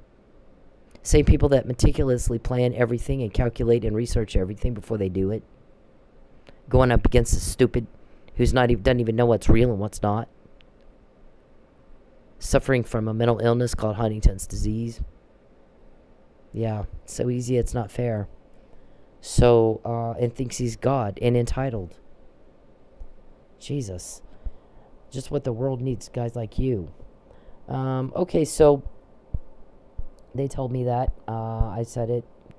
There's a arrest report. There's no injuries on the arrest report either, except it says a red swollen right hand, which is red and swollen because it's got an IV in it. All right, and so I said it in March 2020. Dear Florida State's attorney, he didn't do it. He was drugged. They didn't take depositions until May. First responder said, yeah, he was found unconscious in respiratory distress, dying of opioid overdose, so we gave him Narcan. Didn't have a head injury that knocked him out from being in a fight. You got this man to testify against me, we hear, and you thought I would cry and not understand perfectly why he would do that? Didn't hurt my feelings at all. I didn't cry one bit. We expected that. Do you think the guys that plan everything meticulously and calculate everything didn't know you were going to do that and already have a plan as to what they're going to do with it, sir? Are you really that injured, wrapped up in your little make-believe world that you didn't think that they would anticipate that, sir? Please know that they did. So no, I didn't cry. I didn't cry at all. Why would I do that? I have people helping me who can outthink you in their sleep. It's not hard when you got delusion. All right, so we got all that. That's built up over the years. They gave me this in jail. That's Fabian. In Dallas, I met a man that I really liked. Wanted to kind of see what he was like and get to know him a little better. My friend's sending me a private Facebook message that Mr. Perry shouldn't have known a thing about or cared. But he's a nosy body. He's a butt-in. And he butt into it. And she's like, are you dating anybody? I'm like, no, but I got this guy at work that I would like to see what he's like. I really like him. His name is Fabian. He's my manager. Okay. So I go to jail. First of all, David comes in and talks to me. David, who has no idea who Charles Perry is. But he's an intimate knowledge of Charles Perry's conversation with Fabian. So I never met David before. He comes in and introduces himself to me on this night at my work, by the way. See, I have to go to work. I guess somebody told you guys you can't communicate with her and she can't be broke because her allegations are stalking, economic abuse, and that you want to traffic her. And that everything you're doing is to pressure her into being trafficked so you can get your money to pay for the stalking bill. By the way, they had my ex-husband help me by putting shit on his credit card because they were taking my money and I couldn't go to work. And they always plan some major life catastrophe every time I go to work, so I don't go to work sometimes. And then I have to call my relatives for help. Can you help? I don't call my family, I call my ex-husband. Can you give me a loan? And all this time, he was told, go ahead and help her. We're fixing to get her delivered and you're going to get $25,000 and you can pay off your credit cards. So all this time, he's getting more and more mad at you because you keep getting caught and you can't deliver. Is it true or not? You prove it. My guys already know the answer to that question. They're going to prove it in their criminal case against you. You prove it in your thing. Okay? Very calculated. Very meticulous. Do all their research and homework before they make a move. Some of which includes consulting a shrink who knows each and every one of you, inside, outside, backward, and forward, what factors might be affecting your decision-making process today versus yesterday. And if we do this, they'll do what? She'll tell us. Against some guy who's sloppy, lazy, perverted, knee-jerk reaction, and it's just stupid. Diagnosed stupid. And you wonder why we get the help with information you get told on. And you always act like you think it's the other way around. We're laughing at y'all. We're like, they act like they think it's the other way around. It's really not. They don't have our names. They don't have our code words. They don't quote our meetings. But we do theirs. Ask Betancourt. Ask him. How many times have I quoted Betancourt? Okay, so we got that. So I'm telling him, you know, I talked to Mr. Robertson, who said he came into my work. He's going to kill me for Charles Perry if I refuse to recant my stalking claims. And we talked about you. Here's what we discussed. I said it that night. It's not an afterthought to explain something away. I did it that night. I get to jail. Mr. Perry, every time you contact me, we always get more intel. Is that what you want? Don't invade her privacy. Don't contact her. She'd better not be broke. Or I'm going to fuck you up. That's what my guy said in March 2020. He says it, then he shows you. I don't care what you think. I fucking don't give a fuck what you think. Did I ask you? No, I did not. What did I ask you to do? Stop contacting me. Stop invading my privacy. Get your hands out of my wallet. Get the fuck out of Oklahoma and go home to your family. And go do what you're supposed to be doing and see your constituents. And get the fuck out of my life. You're not going to traffic me. I don't want you. You make me want to throw up. Every time you contact me, it makes me want to throw up. I fucking hate it. Show some respect. So, I get in jail, and they got me that, in jail. You think somebody has a little bit of power to get that to me in jail? Oh my God, he just did it again. Charles just poked me again. Poking is a metaphor. He just did it again. What he does is he'll type in my other phone. He's either threatening me, yeah, we're going to put you in jail. Or I'm going to take your car. We're going to have you arrested for identity theft this time. It was murder. We're going to get you on a murder. We're going to frame you for a murder. I'm going to take your car. I'm going to starve you till you lie. Types it in my other phone. So sometimes we're not getting intel from a leak. We're getting it from him. He's telling on himself. So, because I told my shrink, it's like he's poking like a little kid and can't get attention and can't get it. So it's a metaphor. Anyways, I've already gone over that. I'm not doing it again. This right here is depicting Charles as a nosy body wannabe button that he is. It doesn't stop hope from intersecting with the word Fabian, does it? I didn't get this at some random time in my life. Got it in jail. And it just depicts the sadness and the fear he causes. For everybody. Everybody hates him. Everybody wishes he was just fucking... Please go, you know. Just get away from us. Get the fuck away from us. You're not wanted. You're not loved. You're told on and told on and told on. And you can't seem to get it. Just stupid. I'm sick of your... I'm sick of the whole thing. I'm sick of your weirdo problem. Icked and slimed all over me. I'm sick of feeling raped. I'm sick of you degrading me. I'm sick of you. Everybody hates you. They tell on you, sir. We are naming your people. We're quoting your meetings. We're quoting your phone calls. It is not the other way around. How stupid of you to go around acting like you think it's the other way around. And now somebody's going, he is in a mess because he has no grasp on reality. And until he gets a grasp on reality, nothing's going to change. Not a damn thing. And my guys are like, after, that was a great phone call, by the way. We couldn't agree with that guy more. Problem is, they're going to tell Charles and he won't understand a word that guy said. He's that fucktard. Not a word of it. He will continue to bother Cindy. He'll continue to cause loss to her. He'll continue to try to do illegal shit to her. And he'll continue to get caught until we put him in jail. He is that dumb. He's asking for it. So he gets it. Yep. Can't live here anymore because you stalked me. That's why I moved. Who's harassing who? Why are you in Oklahoma at all? Why are you in Oklahoma at all? Steve Massengale's not here. Mark Ramsey's not here. Jason Moore's not here. John Steinmetz isn't here. Dan Pope's not here. Why the fuck are you? Nobody invited you here. Nobody wants you here. You get told on. We get the help with information. What the hell does that even mean to you? Do you know what it... we know what it means. What do you think it means? Huh? Don't get this mixed up. We get the help with information. You get told on. That's the reality you're not getting. But there's a lot of things you're not getting, but you're not wanted, you're not loved, you're told on and told on and told on and rejected. And I mean, you know, everybody, he wants to get her delivered so everybody can get their money. And the guy's like, yeah, but the thing is she does know that. So how does she know that? Because I'm guarantee you most victims of trafficking have no idea until it's too late. So how does she know that? See, the fact that she does know that is a problem for Mr. Perry, and the fact that he is not getting a grasp on that reality, that's why he's in the situation he's in.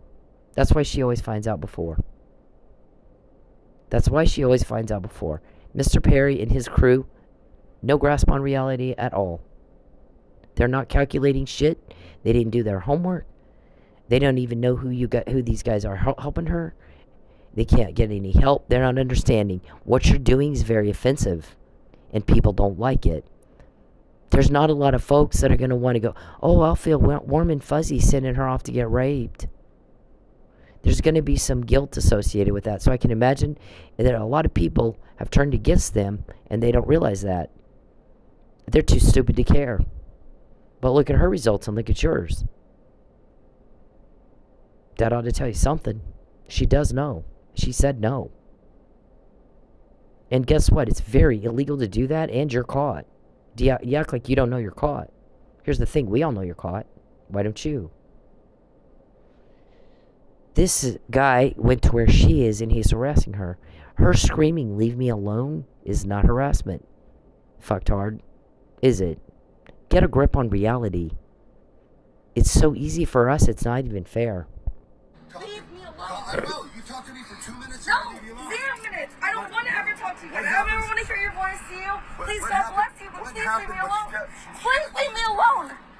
Stop following me. You won't call the cops. Stop. I don't. Stop stalking me. Please, I can't live here anymore because you stalked me. That's why I moved. Leave me alone. I will. You talk to me for 2 minutes. No, 0 minutes. I don't want to ever talk to you. I don't ever want to hear your voice, you. Please, God bless you, but please leave me alone.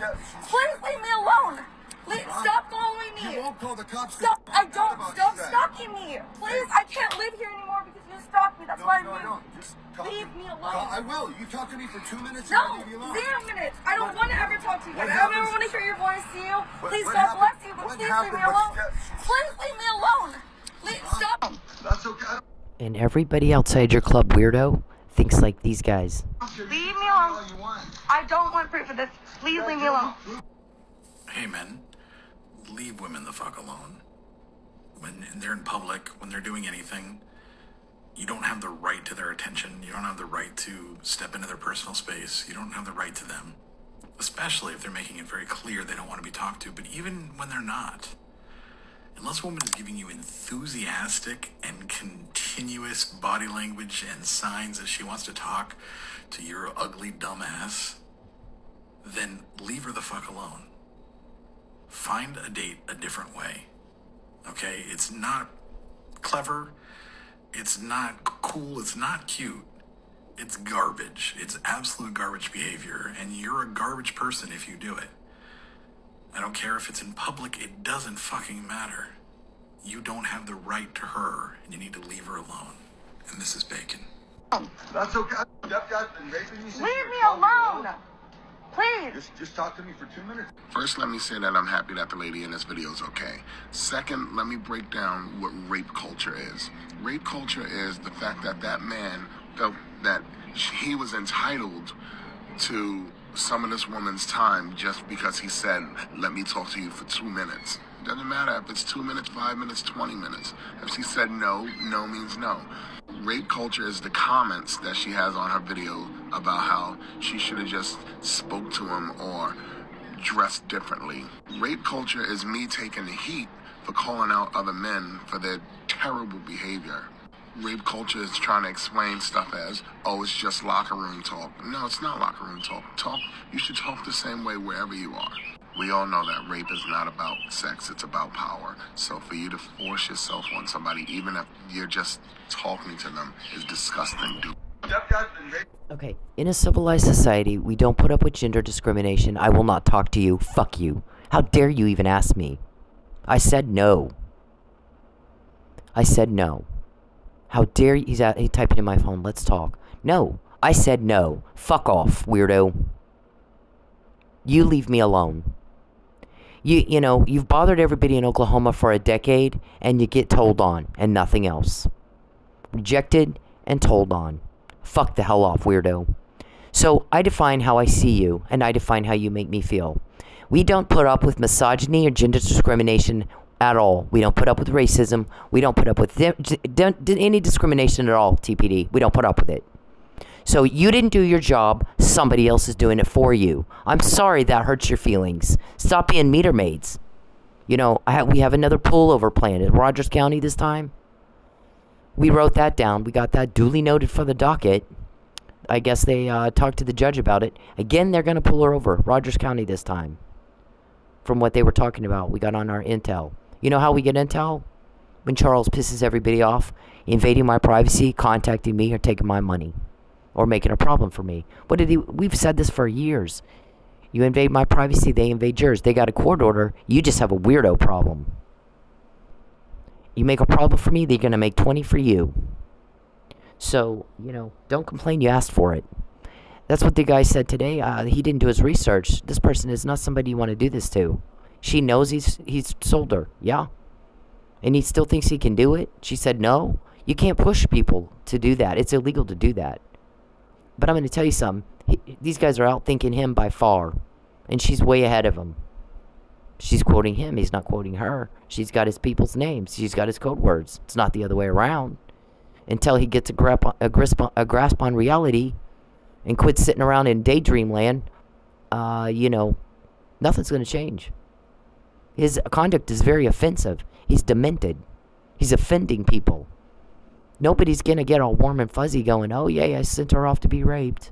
They're going to feel guilty. They're going to feel terrible, whether they admit that to you or not. And maybe they don't want to feel that way. So they go to people who are putting a stop to this and keep catching his crime. And he's a whiny little pussy who thinks he's entitled, and he's not. We don't tolerate gender discrimination, TPD. We don't tolerate it. This is a civilized society. There's a Me Too movement that should tell you we don't put up with abuse from men. Not anymore. Roger Ailes, Bill Clinton. You heard of them? What makes you think Charles Perry has more power than those two people? If they didn't get away with it, he sure as shit can't. So, why are you kissing his ass? Everybody wants to know that. Why are you kissing his ass? Why are you attacking women? Because you owe us an explanation. You're public servants. You're paid for. Your job pays you. We, the public, pay taxes. You got food on your table, a roof over your head. Your kids have clothes. You have clothes. A car in your driveway. And you owe us an explanation. Why are you attacking women who are victims of domestic violence? Why are you doing that? Tell us why. Why are you discriminating against women? Because you got a lot of evidence here. Why do you sit around and try to frame me for this and then frame me for that? And the guy's helping me catch you. How do they catch you? Why do they catch you? See, they're very meticulous and very calculated, and they have the answers to those questions. Do you? Yeah. The rest of the world sees it like this. Leave me alone!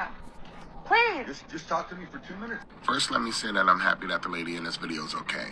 Second, let me break down what rape culture is.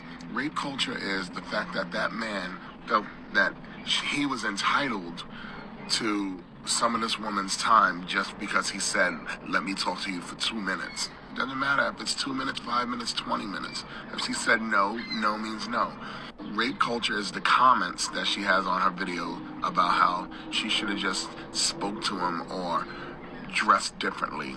Rape culture is me taking the heat for calling out other men for their terrible behavior. Rape culture is trying to explain stuff as, oh, it's just locker room talk. No, it's not locker room talk. You should talk the same way wherever you are. We all know that rape is not about sex, it's about power. So for you to force yourself on somebody, even if you're just talking to them, is disgusting, dude. Leave me alone! Please! Just talk to me for 2 minutes. First, let me say that I'm happy that the lady in this video is okay. Second, let me break down what rape culture is. Rape culture is the fact that that man felt that he was entitled to some of this woman's time just because he said, let me talk to you for 2 minutes. It doesn't matter if it's 2 minutes, 5 minutes, 20 minutes. If she said no, no means no. Rape culture is the comments that she has on her video about how she should have just spoke to him or dressed differently. Rape culture is me taking the heat for calling out other men for their terrible behavior. Rape culture is trying to explain stuff as, oh, it's just locker room talk. No, it's not locker room talk. You should talk the same way wherever you are. Okay, so Mr. Perry will type in my phone, just try to tell me who it is. Just try to tell you who it is. Wow. Delusional. You act like you think I want to help you. So until you get a grasp on reality, you're going to get the same results you've always gotten. Told on. I don't like you. We all want you gone. Nobody's helping you. They're not going to help you. They never have. They're helping us. You got somebody at TPD kissing your ass, and that's the best they can do in their career in law enforcement, and they discriminate against women like some hillbilly. You know, our guys are on top of that big time, aren't they? If they're telling me, well, now he's going to frame you for a murder.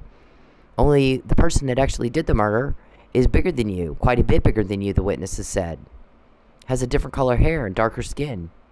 And you've never been to the crime scene in your whole life. Never even been there. By the way, Richard pointed that out. I can't put her there. By the way, you guys ran all her friends and family off, so I can't even go to them to say, has she been there? I got nothing.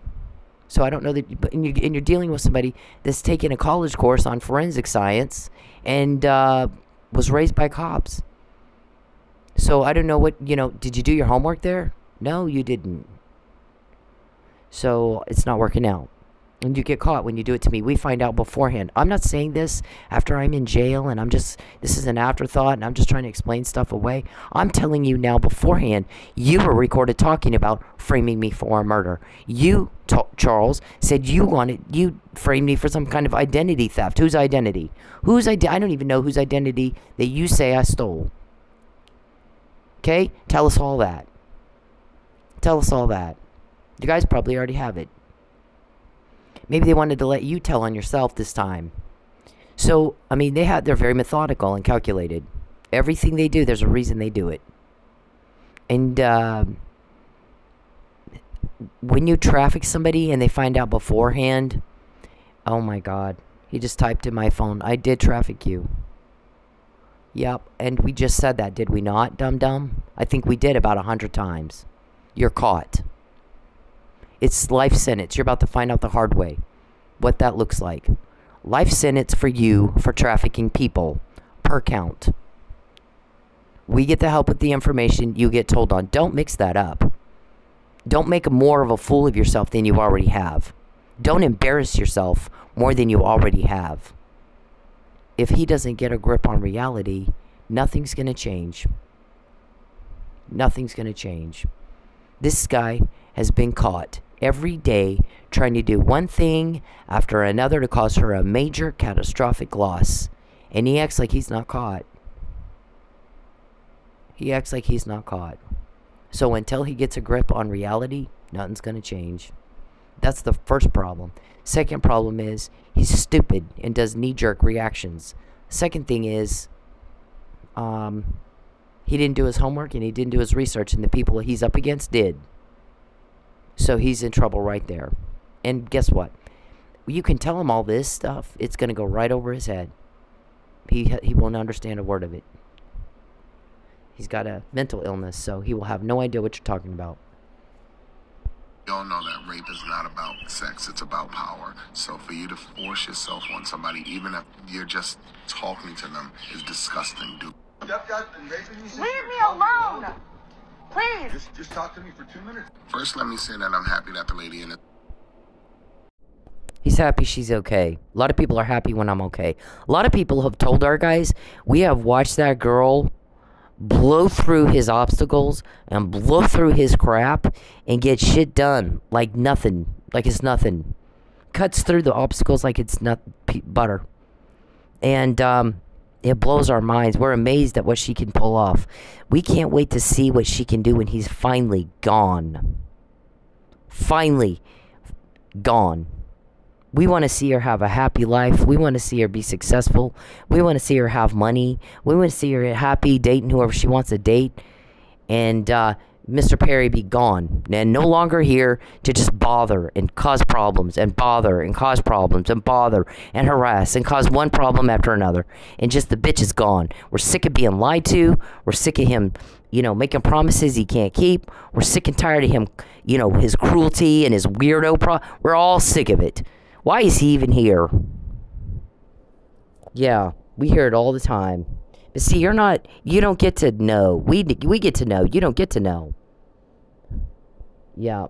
So this guy tonight, you got people who are very smart and they did their research, they do their homework, or they don't do anything. And they're very calculated, they're very meticulous against somebody who's sloppy, lazy, stupid, perverted, and ruled by the you-know-what. And thinks he's entitled and has by far overestimated his importance. By far. He's a peon. He thinks he's a big shot. Okay, so you're dealing with somebody who's not operating in reality, and until that changes, nothing else is going to change. No grasp on it. And you guys were all right. How did she find out? How did she know? How did she find out? We tell you every day. We give you the answer to that question right there every day. Here it is. Don't invade her privacy. Don't contact her. She's not to be broke. Get your hands out of her wallet. You cause a problem for her, we'll make 20 for you. People who have the power to get a puzzle to me in jail. Not some random time. It's not some random name. It's Fabian's name intersecting with not some random word, but the word hope. And you're just a butt-in. Always a wannabe, never wanted. And every time you contact me, we get more. Every time you cause a problem for me, we get more. Every time we find out more. When I say get more, I mean find out more about your crime. What you're planning next. So if you don't tell on yourself, we get it from that, right? Check fraud. Let's try to frame her for a check fraud case. What about prostitution? Well, she won't do any of the extras in the VIP. By the way, she didn't even want to be at that strip club. She tried to get a job doing something else. Somebody else told us that you guys hired somebody, and the guy went on some crazy rant. And he goes, they want to know how information is getting from them to the guys helping her to her. She could walk into any place, and there could be somebody there that just makes a gesture. But I can't tell. So, or it could be some other way. Here's the thing, I can't pinpoint it at all. She wanted to quit dancing, where she's interacting with all kinds of people and all kinds of information can be passed in 100 different ways. So I can't pinpoint shit in a strip club. She quits, wants to go writing, right from home, writing in a blog and writing for blogs for companies and freelance writing, which would have been perfect because then she's working at home and her interactions are going to be with the outside world are going to be very limited. She's going to go to the groceries, she's going to go to the gym, she's going to go, and so she's not interacting with a whole bunch of people. And I might be able to pinpoint what's happening through that. But did they do that? No, they blocked all that. They made sure she couldn't make money doing that, and they get her door dashing, and they're using their people who are in the know. So she's walking in restaurants and talking to people, and she's taking stuff to people's homes, and we don't know what they're telling her. I can't pinpoint shit. And then they take my car. I go back to the strip club, and they're 6 years in a strip club, not one slip up. If I didn't slip up accidentally, I'm sure shit not going to help you on purpose. And he'll tell people, she's trying to tell me, it's just I'm not picking up on the hints, and everybody's laughing. She's not hitting. If she didn't slip up accidentally, why would she help you on purpose? You little stupid little shit. You're as dumb as a brick. So, we're way ahead of you. Way ahead of you. I don't know how you tie your shoe by yourself. So, the more you contact me, the more you invade my privacy, the more you cause problems for me and try to ruin me, the more pissed off your leaks get, and informants and infiltrators, whatever they got, they get all pissed off at you. And then we find out what you're trying next. And it's been that way every day since the McNamara email of 2015. And notice the increase in those emails. In 2015, it was just the one, and then it was two, and then it was... And the more they've developed relationships with people in Oklahoma that can tell us what you're trying to do to me next, notice how many more there are now. Notice how many more there are now. They don't want you to know who they are, or you would. You don't matter, I do. The victims matter, not you. And the faster you get a grip on that reality, the better off you'll be. And until you do, you will keep having the same thing happen. Everybody hates your guts, all of you. They don't just hate Charles. They hate anybody helping Charles. Nobody invited you here, and you've done nothing but come up here and make problems. Nobody likes problems. Nobody likes drama. Nobody likes loss. Nobody likes suffering. And nobody sure shit likes cruelty. And that's all you are. It defines you. And so we get the information, you get told on. Not once or twice. Not for a day or a week or a month or a year. Every day, all day long, for a decade. That is a form of rejection of what you just did. Or what you just planned. Or what you just intended. And you are not getting that mental slow. And at 10 years, it doesn't get any more mentally slow than that. We live in a civilized society. We do not tolerate misogyny. We do not tolerate gender discrimination, TPD. There's a thing called the Me Too movement and the defunding police movement. And the second on the list of things people want stopped in polling is crime. What the fuck do you need? Writing on the wall?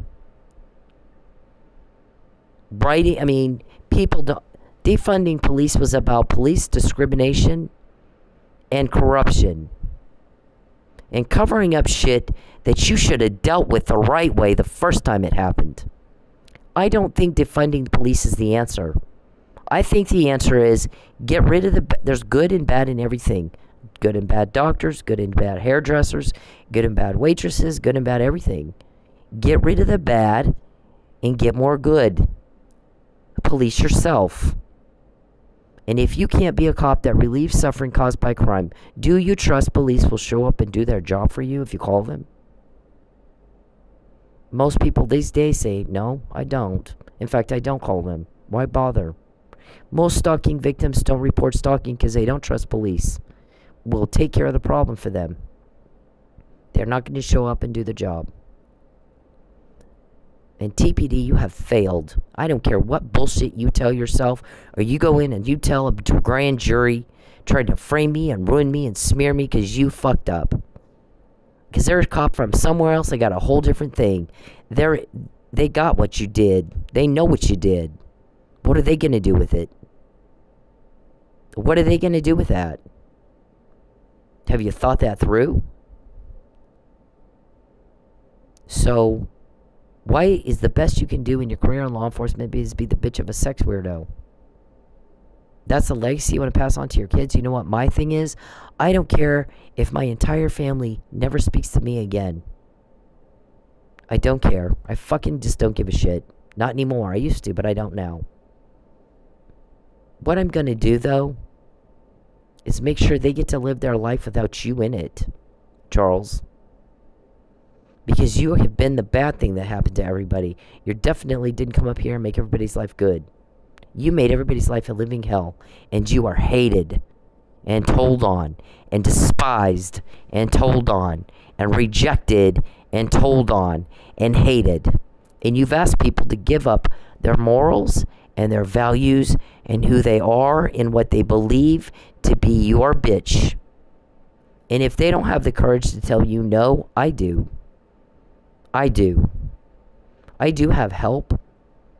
And that help has fucked your crime up like never before in your life. And I told you in 2016, you've done this all your life and gotten away with it. But this time is very, very different. I've already got the McNamara email and I've already got the Fabian puzzle. Not this time. You don't matter. I do. So we get the information. You get told on. They said it and they showed you every day for 10 years. And you're too stupid to understand what that means. And we have no words for that. That's your problem. We're going to get the intel either way. What do you think in your little pretend world that we're going to do with that? No one's going to help you. They never have. They never will. They're helping us. So now you got a guy. Gosh, I'm sorry you got a mess and she caught you again. The only thing I can tell you is look at what you're dealing with and look at what she has helping her. And look what she got on your side. Stupid, lazy, sloppy, ridiculous, cuckoo bird, delusional. Against people who are very intelligent, meticulous, calculated. They do their homework, they do their research, they know what they're doing. And then they execute a plan, and that's that. Next thing you know, she's quoting everything you did all day long. And you have no idea who, how, what, when. And they do that, they want to make sure you don't know how, who, what, when. And so until Mr. Perry gets a grip on reality, nothing's going to change. It hasn't in 10 years. It's not going to tomorrow either. And the thing is, she does know she was trafficked, and that is illegal.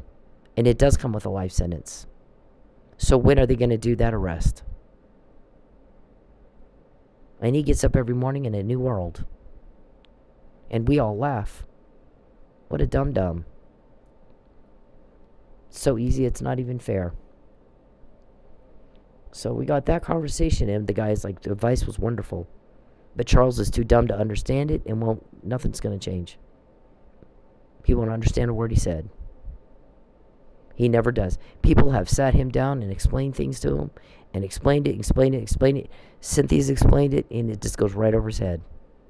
He's not capable of understanding what the hell you're saying. Wanted my address tonight. Look at Rebecca Schaefer's story. We told it here on this podcast. You don't give people's address out? You've been accused of stalking, sir. Act like you understand what that means. Stalking is a felony in Oklahoma. Now get the fuck off me. Get the fuck off me, you sicko. All day long. All damn day. They wanted it done tonight. Yeah. But see, most victims don't have that. What did I say? You got away with this all your life, not this time. We say it, then we show you. It's different when you do it to me, but it's the same every time you do it. You get caught. We are getting the help with the information. You're getting told on. Don't mix that up. It is not the other way around.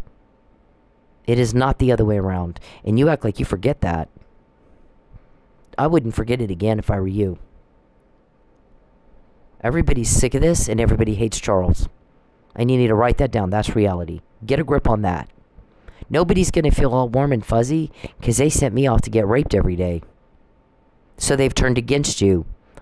I don't know who, what, went. I'm not told leaks either. I don't even care. It's a need to know, and I don't need to know names. What I need to know is what you just said, and that's it. That's all I need to know, isn't it? Now, go put that on the docket and tell everybody how you... Tell Judge Egan or Parker or whoever how you're being harassed in the state where you don't live and we're not invited to be. But the accuser of stalking is... And you got people yelling at you. Why is he here at all? Why is he here at all? Gosh, if I'm being accused of stalking, I'm staying the hell away from the accuser. What's Charles do? Goes to a whole different state where he does not live. But the accuser lives, and they can't get him to fucking leave. He needs to be home doing what he's supposed to be doing. Seeing constituents and being with his family. And not bothering everybody in Oklahoma, where he doesn't live and wasn't invited. and causing one major problem and one major... The guy was like, she can't even go to work. What we said is, you got to prove you're not doing what she says.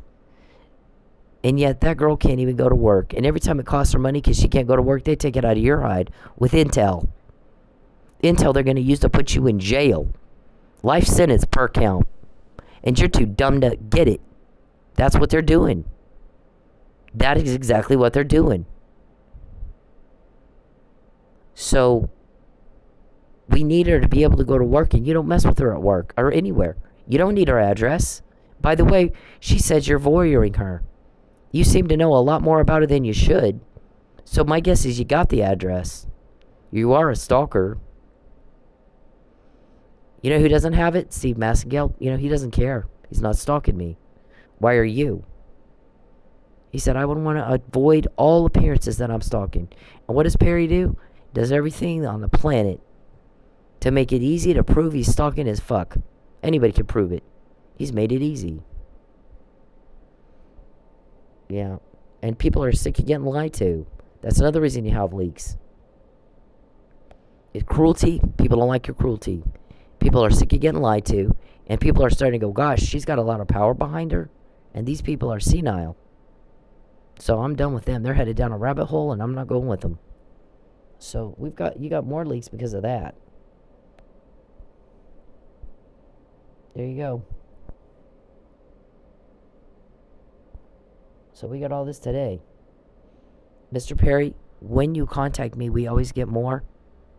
So why are you still contacting me? You just like us getting more? You like getting caught? Every time you contact me, we get more and you're caught. Do you understand what that means? You act like you have no idea. Fail response again. These right here. This is my motivation right here. Who knows that you weren't called for such a time as this? Because maybe the only person that can do things the way that you do them to get those people free and save lives is you. And that goes for me. That's my motivation. But there's other people that God has brought into this situation that you've been too afraid to do the right thing. And I'm telling you right now, I'm speaking into your life right now. You got God's power behind you. You got us behind you. Do the right thing. You're fine. You're fine. Do it. Walk. What's the next step in the process? Learn things. Do things. Make a difference in the world. Save people's lives. Be the thing that makes everybody smile, not the thing that makes people so mad they want to hit you. Yep. And at the end of the day, God just so happened to make the king read about what Mordecai had done to save his life. It was kind of coincidence, wasn't it? But it wasn't. It was God's plan. God had a plan.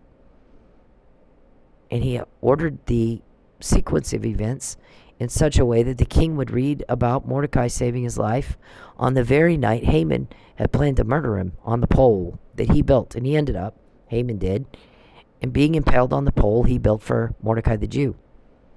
You fall in the pit you dug for me. That's how that works. God isn't mocked, you reap what you sow. It is a fearful thing to fall into the hands of the living God. You're not just fighting me, you're not just fighting people, you're fighting God. Because God wants justice. And God doesn't like the abuse and oppression of women and kids. If you cause the little ones to sin, it's better for you that a millstone is hung around your neck and you're thrown into the sea and you die. Not for the kid. Of course, it's a relief for the kid if you're not around to hurt him anymore. But it's a good for you. Better for you. And that's Jesus' words. We are protected. We are protected. I have a lot of courage because I believe these words. They're God's words. I've given my angels charge over you. And I had a dream that I had lost my key down a hole. And I was very distraught. And I turned around and there was a little boy standing there with his grandpa, and he had curly hair and he was laughing. He's sitting there in his PJs with his granddad, and I looked at him and I said, "What's so funny? I just lost my key. I don't know how I'm going to get in my car and leave." And he goes, "There's an angel behind you and it's huge." And I said, "Is he funny? I mean, you're laughing." And he goes, "He's just so big. He's this big, huge angel." Kind of like, what are you worried about? And then I wake up. That was just a dream. It didn't really happen. It's just a dream. But the next day, what really did happen, that kind of freaked everybody out is I was walking out of a restaurant doing DoorDash, and I looked down on the ground, and there's a keychain. And it's the kind of keychain you put around your wrist. And it wasn't red, it wasn't pink, it wasn't blue. It was white pearl, like an angel. That really did happen. After my dream, that was just a dream. And I was like, wow, that's God's way of going, I got angels all over you. I've had another dream of, I was walking into this big field, and there was a guy named Jaleel, he said. He was a little black guy, and he was like, he looked at me and he goes, what are you all worried about? And I go, who are you? And he goes, I'm Jaleel. And I go, what do you mean, what am I worried about? And he goes, look at that. What do you see? And I go, a bunch of angels. And he goes, way back, do you see the end of them? And I said, no, I can't see the end of them. There's so many. And he goes, they're there for you. And just you. You're fine. You're fine. And all the things that have happened that we can't explain, but for God intervened, because people can do some things, but there's some things only God could do.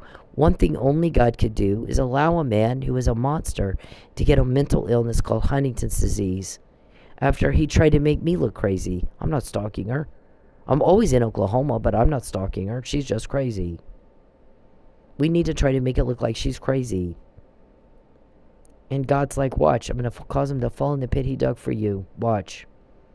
And I thought the answer to that prayer was what Dr. Russell said. The false arrest was a stalking escalation. And he did it to get attention, and it looks like, I'm pretty sure he intended to hurt you. I'm pretty sure he still intends to hurt you. It's the only way he can get attention. And I thought that was cool. That's great. It was after that false arrest, I get court-ordered visits with a shrink, and for a year and a half. And she doesn't diagnose me with a mental illness, and she doesn't give me any medication or anything. That's her answer right there. That's her response. And that I'm articulate and fear for my life and sick and tired of Charles butting into stuff that's not his concern and interfering. And I'm even worried about my family. And God's like, that's not it. Wait. Well, he's got Huntington's disease. Only God can allow that. No person can do that. There you have fallen in the pit you dug for me. God isn't mocked. You reap what you sow. You are defying the Most High God. You don't get to hurt women and children. Because everybody's roosters come home to roost. Or whatever, chicken, whatever the saying is. Chickens, ducks, whatever, come home to roost. There's a payday for everybody. I don't care who you are. Saul was the king, and he went and he sought a witch instead of trusting God, and he went cuckoo bird just like you. Because God isn't mocked. You reap what you sow, and he said, trust me and only me. You don't have any other gods before me. And if you're going to go seeking out things on the other side with Satan, then I'm going to turn you over to the reprobate mind that you want. You can have it. And it's going to destroy you. Because you have a choice. What I asked you to do is trust me. Believe me. I'm God. And if you don't want to do that, that's fine. But you're going to live with your choices. And there's no whining and complaining. I don't want to hear it. I know what's in your heart, and I know what's in your head. I created it.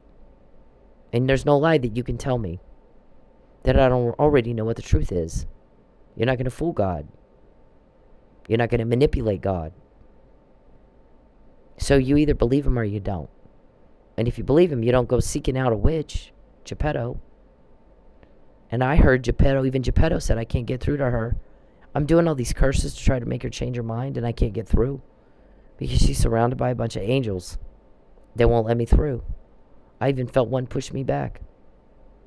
We heard him say it. He was telling David. David's like, what's wrong? Does she have sage? And Geppetto said, I did try to cast spells on her, and it's not working. In fact, she's got a bunch of angels around. In fact, I felt one push me back. God is God. And that's that. And if you're a cop, this is your guidance, and this is your direction right here. This is it. That is your calling. Take it or leave it. You don't have to take the calling of God. You can say, this is not for me. Or you can say, here am I, send me. And then you make sure you're excellent at your job. You make sure that you're the best of the best. Or go home and let somebody else do it. Let somebody else do it. This is the job. This is the job. Relieve suffering caused by crime. You don't discriminate. You don't show misogyny. You don't kiss the ass of the corrupt. You tell them, no, I'm not helping you. How dare you? How dare you? Because polling and movements show that the public is behind you. And they're fighting up against. They're fighting corruption. They're sick of it. They want crime gone, stopped. They're sick of it. There's a Me Too movement where women have said, we're not putting up with this bullshit from men anymore. This abuse, this disrespect, this degrading that they're doing. We're not putting up with that. Not anymore. It's an entire movement fighting police corruption, fighting misogyny and gender discrimination and rape. Fighting it. A whole movement. And Americans are behind you because second on the list in polling says we're sick of crime. Put a stop to that or get out. Get the hell out. So what are you afraid of? Quit being a pussy. If you can't be a good cop and a pussy at the same time, you can't. You decided that you're willing to give your life to save someone else's when you took that job. It's part of it. And if you can't do it, don't do it. Don't go do something else. There's people that would do your job better than you in their sleep. So let them. And you step aside. Because excellence is the standard. Excellence is the standard. Meet it. Or try to meet it. Or fight harder. Or work harder. Or get better. Or get out. And go do something that you're excellent at. And whatever it is that you do, think of it this way. If I go home and I tell my children what I did all day, will I be proud of it? Or will I have to lie? Will I be ashamed? Because keep in mind, at some point, they might find out what you did with your life. It may be after you're dead and gone. Will they have to lie for you? Will they have to apologize for you? The truth always comes out. God has that arranged. The truth is going to come out. He is the God of justice and the truth. He wants the truth. He wants the truth and he wants justice. I, the Lord, love justice. I hate robbery and wrongdoing, and I will faithfully reward my people for the suffering that these men have caused them. Day after day after day, I'll reward them double for their trouble. Instead of shame and dishonor, I will give you a double share of honor and a double portion of prosperity in your land, because I love justice. I hate robbery and wrongdoing.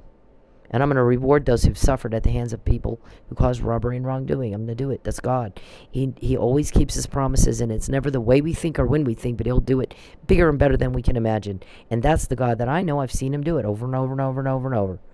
And so, those are the things people could not do. Those guys, the guys helping me can't leave they couldn't have left that. They didn't. They said, we didn't do that. The little keychain for me. They said we didn't do that. That wasn't. No, none of us did that. That was a God thing. We can't give Mr. Perry Huntington's disease. God can do that, though. God can allow that. We couldn't. We didn't get information on you and the brick, or Lucky, and I wish we had. But maybe there was a reason, as frustrated as we are. But the thing is, God did not let that brick hit you in the face or the head and crack your head open, did he? We couldn't get there in time. There's no way we could have. But it didn't hit you. And if Lucky is gone, then we know God has a plan with that. We don't understand why people die. Sometimes too soon. It feels like too soon for us. But there's always a thing, a plan. They finished their work here. They were done with their work here. But Lucky gave his life for me, and you know that, because you took his life, Mr. Perry. And if you think God's just ignoring you and ignoring what you're doing, you think again. Because even the witch that you hired to cast spells on me said I can't get through to her. In fact, one angel pushed me back. She does have big angels around her. I've seen them. God allowed him to see the angels around me, and one pushed me back. She believes God is who he says he is, and he will do what he says he will do, and I can't get through that. That's faith. And faith is the substance of things hoped for, and without faith we can't please God. I am not a perfect person. I got a list of things I'm working on and trying to get better and do better. But I know who I serve, and I try to treat people. The first commandments that kind of sum up all the rest are love God with all your heart and treat people like you'd want to be treated if you were in their situation. And so if I were in Mike Neely's situation, I would want somebody to help me. And so I did. Now what he does with that is between him and God. So I'm not mad at him. Why would he be mad at him? First of all, I know how you pressure people because you pressure me. Sometimes it's unbearable. Second of all, it's not between me and Mike, it's between me and God. And that's that. Okay? So, if you're a cop listening to this, this is your mess, this is your shine. This is your moment to shine or not. This is your moment to be excellent or not. Everybody has a choice. And so, when people say, my choice is I'm going to be excellent and I'm going to fight crime, and these men who taunt and torment we're going to fuck them up. That's it. We're fucking them up. That's what the guys helping me did. I'm not your bitch, Charles. Nobody's kicked your criminal ass harder than you know but me and the people helping me. No one else in your entire life has kicked your criminal ass this hard. And you act like you forget that we're getting the help with the information you're getting told on. And you need to not mix that up. Because you look pathetic. And you look weak. And you have no grasp on reality. And until you get a grip on reality, nothing's going to change. You repeat history if you don't learn from it. Right? Alright, so cops, you got to keep up with us. We're not going to slow down for you. And whoever said this tonight complimented us big time. I'm not a cop, but I'm something. If you watch me drive, you know there's no way I could be a patrol. I fucking get lost very easily. I can't back up they told me I'm not allowed to drive on the sidewalk, so I can't back up. I got to practice that. So I'm not, if you watch me drive, you go, yeah, there's no way she was patrol ever. But I'm something. And so we got this. And that's a big compliment, I would say. Don't you think, Captain? Yeah. Okay, these guys are meticulous. And by the way, she does know she's trafficked, and my guess is no other victim does. So there's something to this. And you can't just arrange a false arrest for somebody like that and hope it'll work. If she catches you every time, something's going on. Did you not think that through? Yeah. You don't know who I am. You don't know who I know. Mr. Perry can't even tie his shoe by himself, I don't think. But we're glad to have the help, I'll tell you that. And we have the help. You don't need my address, Charles. If you got a Peep and Tom problem, and I know you do, because you should know that I'm doing a podcast in order to type things in my phone like you think it's a conversation. And so, or have me pulled over, bullshit like that. Know when I'm going to go to work. Well, we'll have Rogers County Redder waiting for her when she goes to work. Well, how do you know when she goes to work? Because we're peeping on her. We see her getting ready.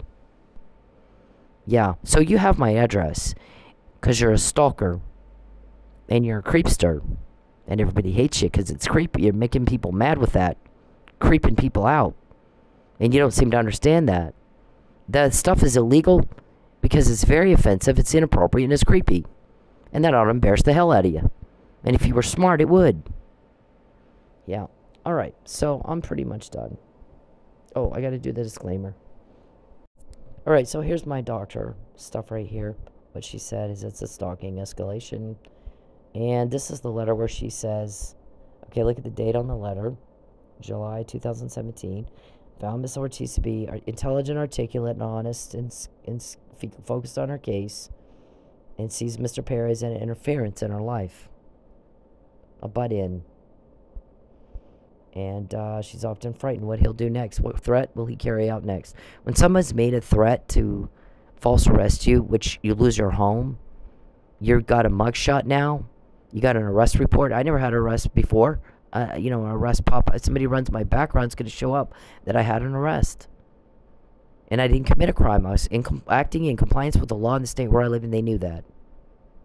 Perry wants a smear campaign.